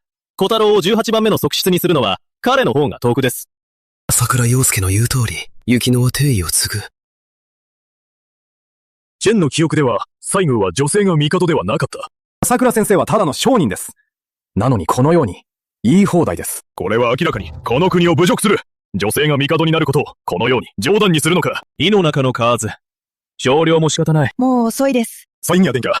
それから皆さん、今夜はお泊まりいただき、明日またご協議です。今日の件を、なぜ明日まで伸ばすのですか？今2つの選択肢を提示しました。1つ目は、3つの城と1000万両の白銀。2つ目は、皇太子が西宮に入前にすること。陛下、どちらを選ばれますか？条約を結びましょう。明日西宮へ帰国します。第3の選択肢はありますか？もし皇太子が自害したら、余った3年の寿命を銀で生産できますか？失礼！自分が何を言っているのか。皇太子を自害させるなど。今日の事態は、すべて皇太子のせいです。久の国全体が彼の責任を取るのですか？ビシャ、チムの考えでは、皇太子を西宮殿下に渡しましょう。それにより、上長が窮地から脱するのです。黙れ！地王派の連中は皇太周囲を狙っている。この機会に我が子を始末したいのだろう。皇太子に少しでも自ら命を捧げるべき、久の国を巻き込んで、城を活詣するな！このような弱い者が、もし帝になったら、金東はどうして彼を信じればよいのですか？電車、空太郎を西宮へ連れて行きますか？西宮へ何をするの？秦は彼を、完全に囚人にしたいのです。お好きに。黙れ！死者がいるのだ！ここで責任を取り合って、何の手たらくだ！私が小太郎に宗節をむとらせたのです。あなたたちは長年の夫婦です。小太郎はあなた以外他の女性を妾にしたことはありません。彼は真偽に背く人ではありません。恨むなら私を恨んでください。もし小太郎を許せるのなら私は死んでも謝罪いたします。あほほ、そんなことを。私の意志が弱かったのです。愛する人を守れませんでした。雪乃に申し訳ありません。彼女を裏切りました。こんな偽善をして、本当に雪乃が愚かで騙されると思うの？皆さんは決まりましたか？領土を割譲するか、皇太子を稲継いさせて18番目の妾にするか。秦が相談した後、反対させていただけますか？暗示人しかありません。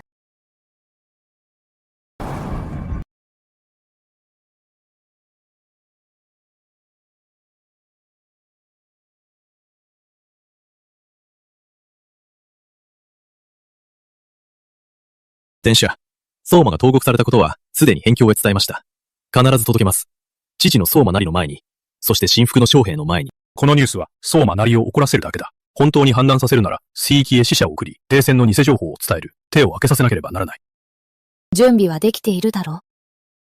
この世で最も祐介将軍を理解しているのは、西宮殿下の方です。3年会っていなくても、心は通じ合っていますね。王将と一緒にいるのが長すぎて、彼の皮肉っぽい口調も覚えたのね。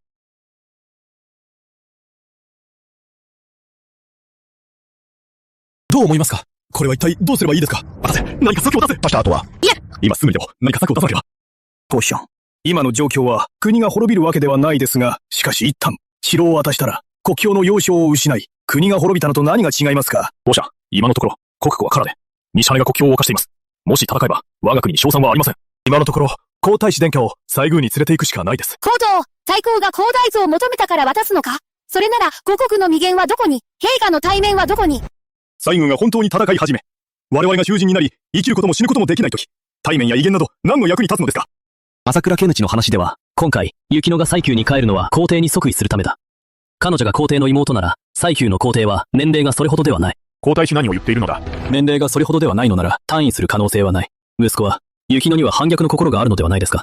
三つの城を要求するのは、実は、駐屯地を求めているのだ。まさか、あの女は国境で自分で皇帝になろうと？彼女は必ずしも皇帝になりたいわけではない。彼女を迎えに来た人が彼女を皇帝にしようとしているのだ。なぜなら女性を擁立すれば実権は祐介将軍の手に渡るからだ。では、今我々はどうすればいいのですか？皇太子の言葉は単なる推測です。もし本当なら、祐介は依然として西宮の先進だ。もし直接戦えば、古国の国力は尽き、勝利は難しいです。東方様、夫婦の縁は深いです。屈指は、女性は心が優しいと思います。皇太子殿下が西宮に同行して西宮国へ、時間が経てば西宮を取り戻す可能性もないわけではないです。皇太子君はどう思う？息子は最大の誠意を持って、雪乃の許しを得たいです。よし。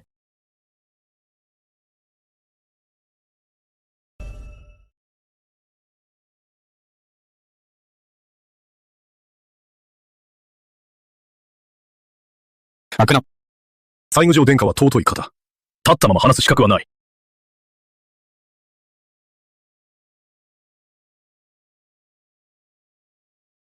最高天下祭を長う機会をください。与太郎、自分は悲しいと思うの？悲しい。少しでも気骨があれば、私に頼るべきではない。君はその高慢な態度を、ずっと堂々として、自分が間違っていると思わないから。ことはこうなった。是非を争う必要はない。本当に罪を償いたい。なぜこんなに私を恥ずかせててるの？あの日、君は権力で圧迫し、妻を妾に落とした。その時、私が刀で、君が魚になる日を。皇上がおいでになります！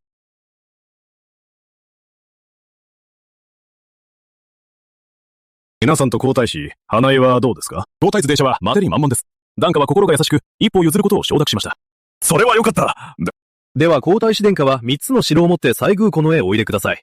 18人の妾にはなる必要はなく、側夫で結構です。これだけ譲ったので、皆さん満足ですね。これで譲ったというのか。まさか、西宮は本気でその3つの城を取るのか。それは私の信領代。必ず取り戻す。もし天が皇太子の命を差し出せば、それでも必要なのか？とは必ず死ぬ。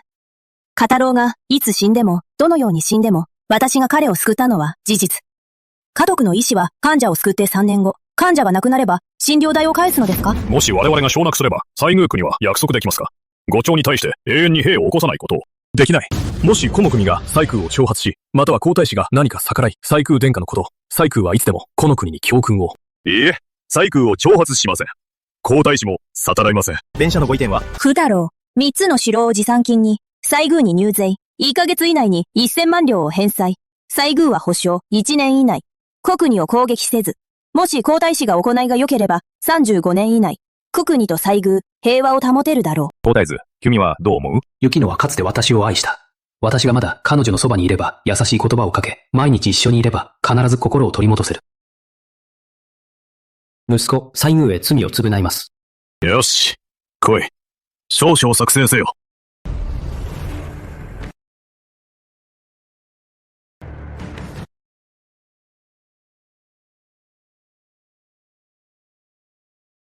私は商人です。人の心を見抜きます。公女、契約で手を汚さないで。朝倉家主、安心して。皇帝 B 社。地位役は明確に、条件は単純です。小目は守ります。皇太子も守ります。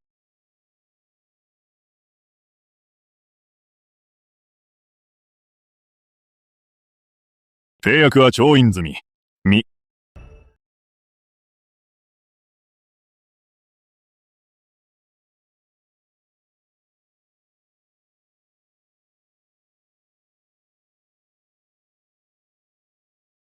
陛下、ご参集ください。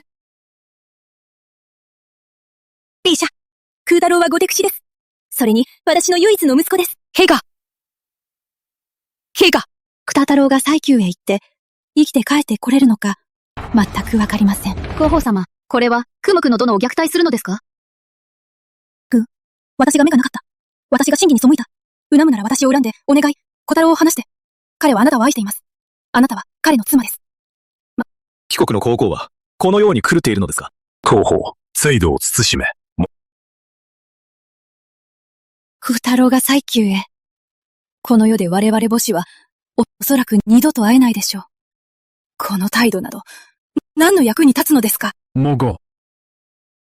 協定は調印済み。皇帝と大臣も全員同意した。皇太子も異議はない。皇后様、お前には関係ない。九太郎のために馬車を用意する。皇后は心配ない。出発。最後、お願い。小太郎を離して、お願い。では失礼します。思考、不法。小太郎。小太郎！千王に伝え、数人の腕利きの密偵を急いで彼らより先に西宮へ、西宮邸に告げ。この西宮は、祐介将軍と謀反をたがんでいる。兄を待っている。まさか、待って死ぬつもりか。陳孫子。また、令部に命じ、弁術の巧みな管理を選び、ゴーシャンへ派遣し、同盟を結ぶように、陳孫子。皇后。陛下。チェンは君の気持ちがわかる。しかし今唯一の選択は、小太郎を西宮へ送ることだ。それが我々の活路だ。陛下何をおっしゃっていますか？九太郎と雪乃は夫婦だ。子供はいないが、夫婦の情はある。もし雪乃が九太郎と離れれば。さらに心配なのは、もし西宮が我々を責めれば、雪乃は無関心だろう。B 社のお言葉は、小太郎が西宮へ行けば、二人の夫婦の情は永遠に続くということですか？離縁状など何も意味しない。女の心は優しいものだ。九太郎が行けば、雪乃の愛を取り戻せる。少しの時間があれば、彼女の怒りは収まるだろう。B 社の死亡亡、三期帝、神家が失態を犯しました。陛下、お許しください。いや、君の失態が西宮の警戒心を解く。我々は夫婦だ。小太郎は我々の子だ。天が放っておけるだろうか。陛下はどうされますか？相馬を密かに解放し、西宮へ置く。皇太子を守り、今後を積んで罪を償う。秦は精鋭3000人を場外に陣取らせました。早速合流しましょう。行く。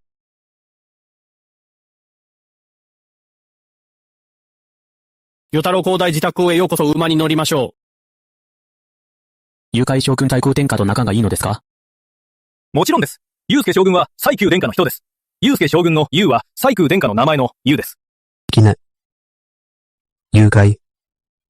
何？小太郎皇太子。人してるの？これは、外出の態度ではないですね。皇太子、さっさと乗りましょう。遅れると追いつけませんよ。行け！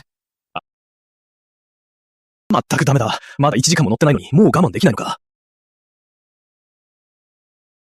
きな。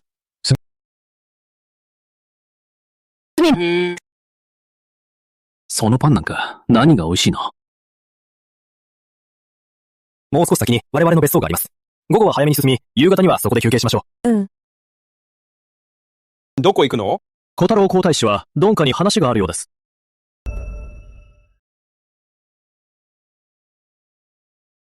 幼稚園。ゾニーは少子たちが休めなかった。その場で1時間休め。太陽が下げたら、また出発する。はい。きな。どこ行く？雪乃とは夫婦だ。君たちよりも仲がいい。彼女のところへ行く。偉そうにしないで、小太郎皇太子。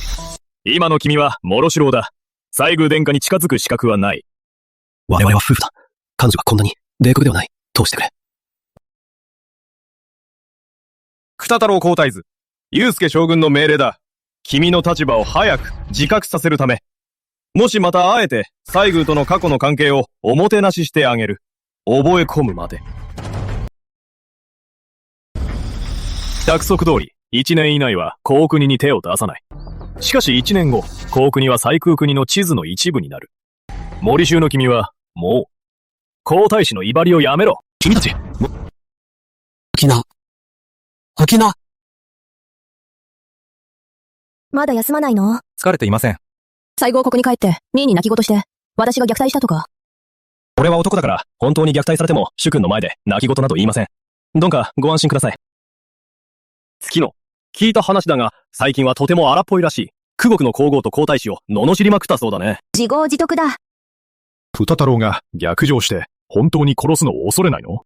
残念だが、心はあるが、肝心な勇気がない。安心しろ。さっき俺たちが丁重にもてなしたから。停車。テントができました。休んでいいです。食べ物を取ってきます。もう満腹だ。何を食べるの？ご辛抱を。さまつな餅しか。休んでいい。祐介将軍と話す。はい。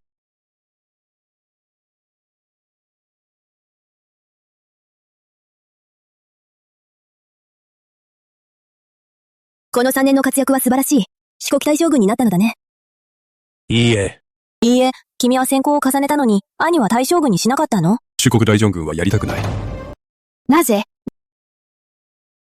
ロゴ大将軍は、西宮の多くの男の夢です。上位を得て家を起こしたいですか？子孫を守り、彼らが生まれた時から尊厳ある人生を送れるように。秦は、結婚しません。子孫も欲しくありません。幼児。かつては私の影絵だったが、今では先行白々だ。結婚しても。じゃ、神話殿下を守りたいだけです。それ以外は何も望みません。失礼しました。殿下、お罰をください。構いません。無理はしません。緊張しすぎなくてもいいです。そうだね。3年書いてないから、西宮はどうなってるの？ B 社は皇位を譲ろうとしますが、国司が反対しています。兄上が皇位を譲るのは、将来朝倉陽介と天下を旅するためだね。国司はそれで？国司は陛下に子がないと占い、大位には反対していません。しかし国司は、西宮への上位を反対しています。国司は、兄弟の中から次の天子を選ぶことを望んでいます。なぜ小太郎を西宮に連れ帰るの？死ね。今は手を出さないで、皇帝に支障が出るから。道は分かっています。もし本当に耐えられなければ馬車を用意します。怒ってない。これは、小太郎に、もう思いはない。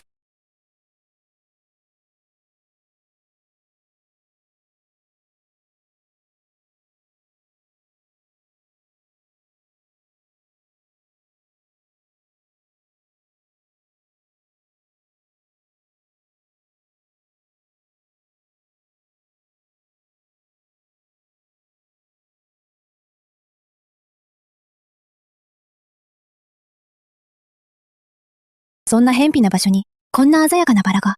これは祐介将軍のおかげです。彼が探してきてくれました。思いがけない。こんな細かい一面もあるのですね。月代この口きたい。娘どうしてこんなこと。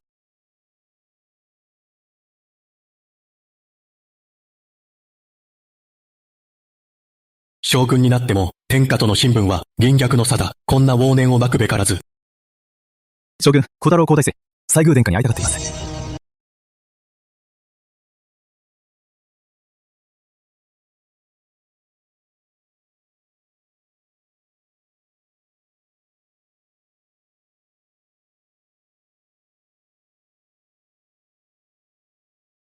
今は傷もほとんど治りました。この薬を飲んだら、もう飲まなくていいです。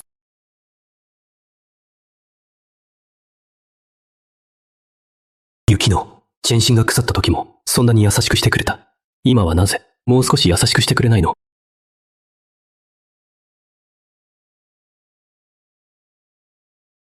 何の用だ？西宮に会いたい。ここで一晩暇積み来なさい。明日の朝、西宮が部屋を出るとき、必ず会えるでしょう。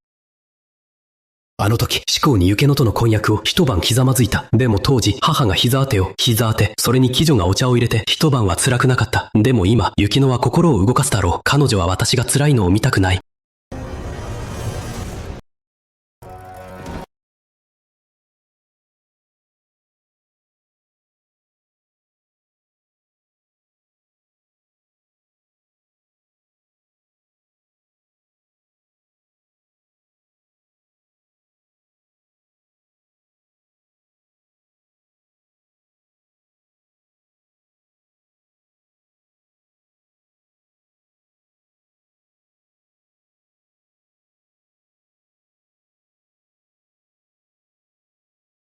天下九州の用意ができました。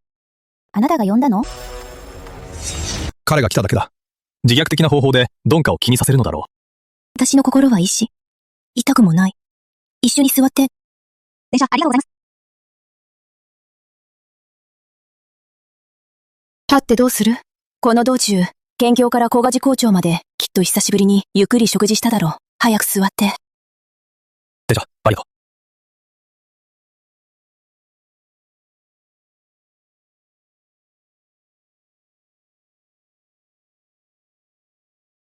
電車は小太郎に何か話したいことは？なぜいつも彼のことを？知らない人は二人の間に何か秘密の関係があると思うよ。祐介将軍、本当ですか？彼にひどいことをしたら、鈍化が心配するからです。私はそんなに愚かで男との関係を切れない人ですか？小太郎のような薄情な男はどんなにかわいそうぶたって、鈍化は少しも動じないです。あ、そうだ。この国が借金している1万両の銀。電車はいつ頃取り立てますか？返せるのかな？返せなくても、それで、これっきりではいけません。追い込みすぎもいけない。そうでなければ、九国の民が苦しむ。九国はいずれ西空国の領土だ。だから1万両返すかどうかは、どちらでも同じだ。しかし、ここには待っていない。兵糧が足りず、武将も足りない。皇帝はよく知っている。青馬が投獄されたことが、もしも漏れたが、どんなことになるか、可能性は高い。我々が去った後、相馬を釈放し、相馬なりを収める。阻止したのか？はい。精鋭の石膏を派遣し、工場の外の隠れ場所に待機させました。相馬が城を出れば、すぐに尾行します。両国は今、同盟国が必要だ。チフォンは、駒国と戦争中だ。今から和平交渉しても間に合わない。君は部下を養老に配置しました。九国の大臣が出動すれば、直ちに捕獲します。楊塾ジョン軍と殿下は本当に心を一つにしていますね。食事中も口が止まらないのね。へい。陽介とは何の恨みもないのに、あらゆる面で敵対してくる雪乃のためなのだろうか。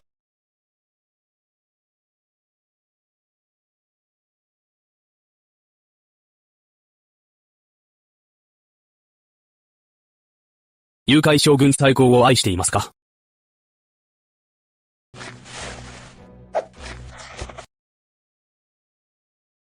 君の考えは、俺も知っている。口を塞ぐ。いや、やめろ！ひざまずきたいなら、いっぱいひざまずけ。ジョン、この世では男尊女卑を守る場所では女性は常に踊っています。もし出会えたなら、あなたを尊敬する人、大切にしなければなりません。月野、何を言いたいの？陽介ジョン軍の気持ち。俺は気づかないのですか？彼は幼い頃から、今では先行白白の大将軍。もっと良い女性が似合う。でも祐介将軍は3年前から本気です。でもジョーは他の人を好きで気づかなかっただけで。でも私は全部見ています。雪乃。大病達家だ。もっと刻まりついたら死ぬぞ。このクズ。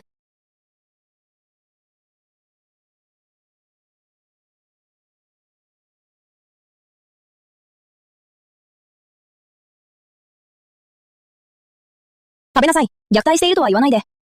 月代。最高殿下に会いたい。通わせていただけますか？君は思っているの？食べ物を持ってきたから、殿下がまだ君を好きだと？勘違いしないで。祐介将軍が西宮国へ連れて行くと約束したのだから、途中で君を飢えさせることはない。それ以外は考えるな。待ってろ。ヒガシャンの援軍が来れば、必ず仕返しする。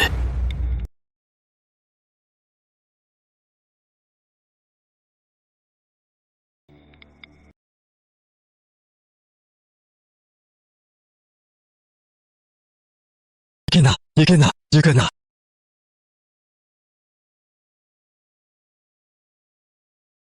停車、全員準備完了です。いつでも出発できます。草太郎の退場は良くない。馬車を手配しなさい。数人を後ろに残しなさい。我々は先に出発する。はい。雪乃、一緒に行きたい。大丈夫だ。雪乃。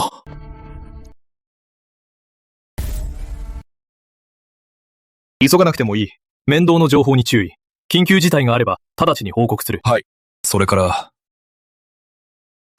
皇太子を大事に。承知しました。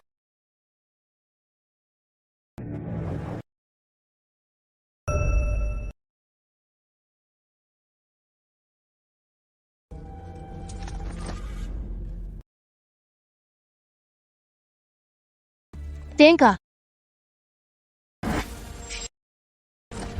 陛下、相馬荘は相馬が投獄されたことを激怒しています。兵を率いて帰郷中です。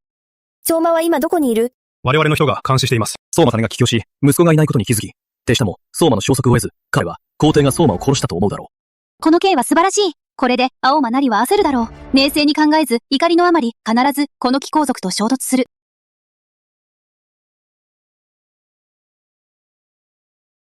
小太郎皇太子、目が覚めました。雪乃に会いたい。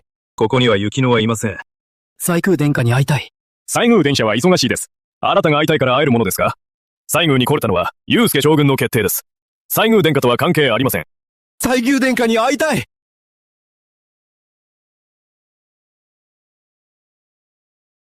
食べなさい。数日後には良い知らせが来るかもしれません。小太郎皇太子にとって、まずは体を回復させることです。そうでなければ、良い知らせの喜びに耐えられません。何の意味だ。約束しただろう。1年以内は、久の国に兵を出さないと。お前ら。安心しろ。約束は守る。雪乃に会いたい。西宮殿下に会いたい。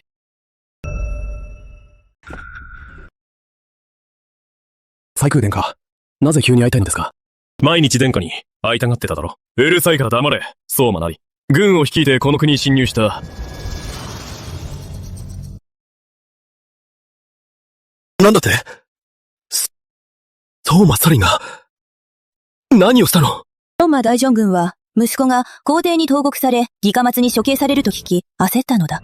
6割の軍を率いて、太陽城に戻ったのだ。これも君の仕業か。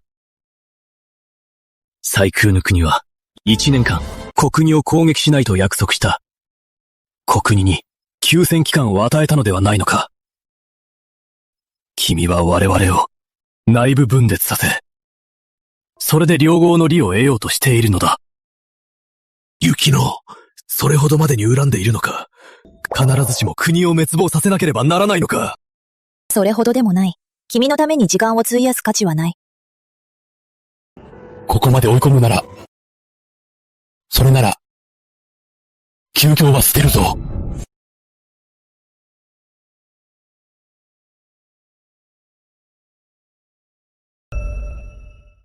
太郎、この間、会いたいと言っていたのは、私を殺すため？君を殺したい。君が最級使者を刺し、東殿で相馬の汚職を公表させ、牢獄に入れたのだ。河野木はここまで追い込まれなかった。救いようがない。私を恥ずかしめるだけでなく、君をさらに、九目の領土を征服しようとするのか。独女。西宮が帰国した後は、西宮国の皇帝になる。君のために3年を無駄にした。何かの見返りは欲しいだろう。西宮に女帝はいない。反逆を企んでいるのか。承知チェンは。3年チェンから西宮陛下は位を譲る。しかし当時の西宮は愛が餌様より大事だと。だから今まで遅れた。これはすべて私のため。雪乃、なぜ隠していたの？もし最初から本当の身元を、私は宗節と結婚しなかった。我々は、この結末になるはずはない。君は間違っている。もし私が教えても、結末は変わらない。君が皇帝になれば、私は同じ族ではない。心は必ず違う。三宮六院の制度を使い、数えきれない言い訳をする。君がどれほど、利己的で臆病な人か知っている。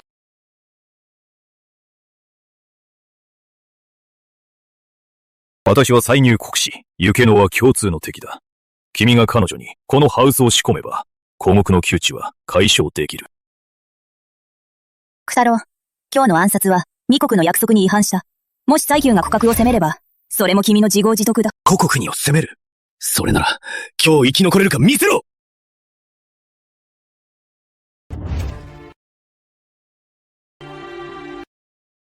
誘拐。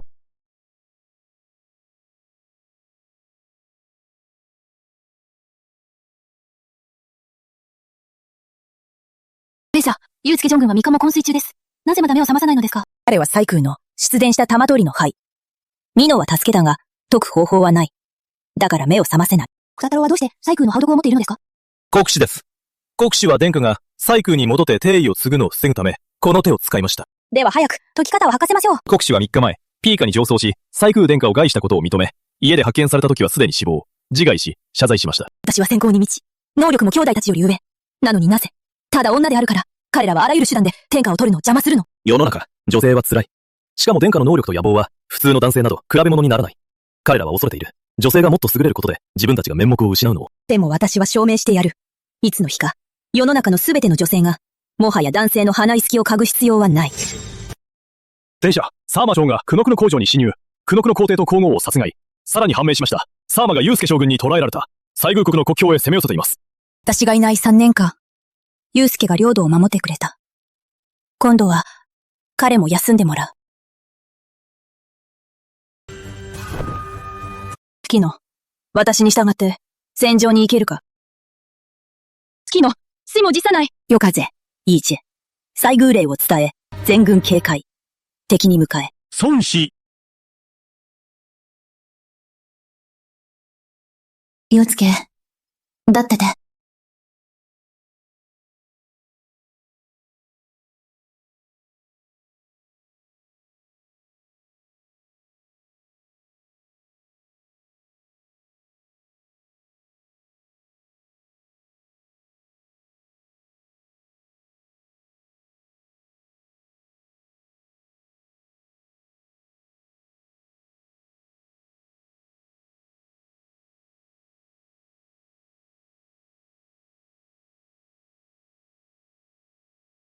西宮陛下、ユウスケ将軍は1年も昏睡しています。もしかして。黙れ。ユウスケ将軍は私の恩人。私は全てを尽くして、必ず救います。B 社の医術は素晴らしい。ユウスケ将軍は幸運に恵まれています。必ず治せるでしょう。あの時、君は私に従い、先行を立てた。私は君を西宮の一番の将軍にしようと思った。君はやらないで、私の次女になりたかったの。 B 社が即位したばかり。朝廷にはきっと、陛下を困らせる人がいる。陛下は言いにくいこともある。だから、側には、怒りっぽい次女が必要だから。でも次女は、君にはもったいない。宰相の前でも役人。私は思います。陛下の次女であることは、天下で一番威風堂々なことです。今から私と区外へ、女子の学校を見に行きましょう。どうなっているか。はい。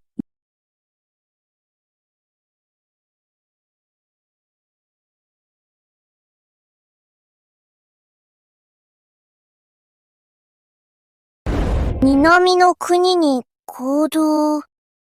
春に芽吹く。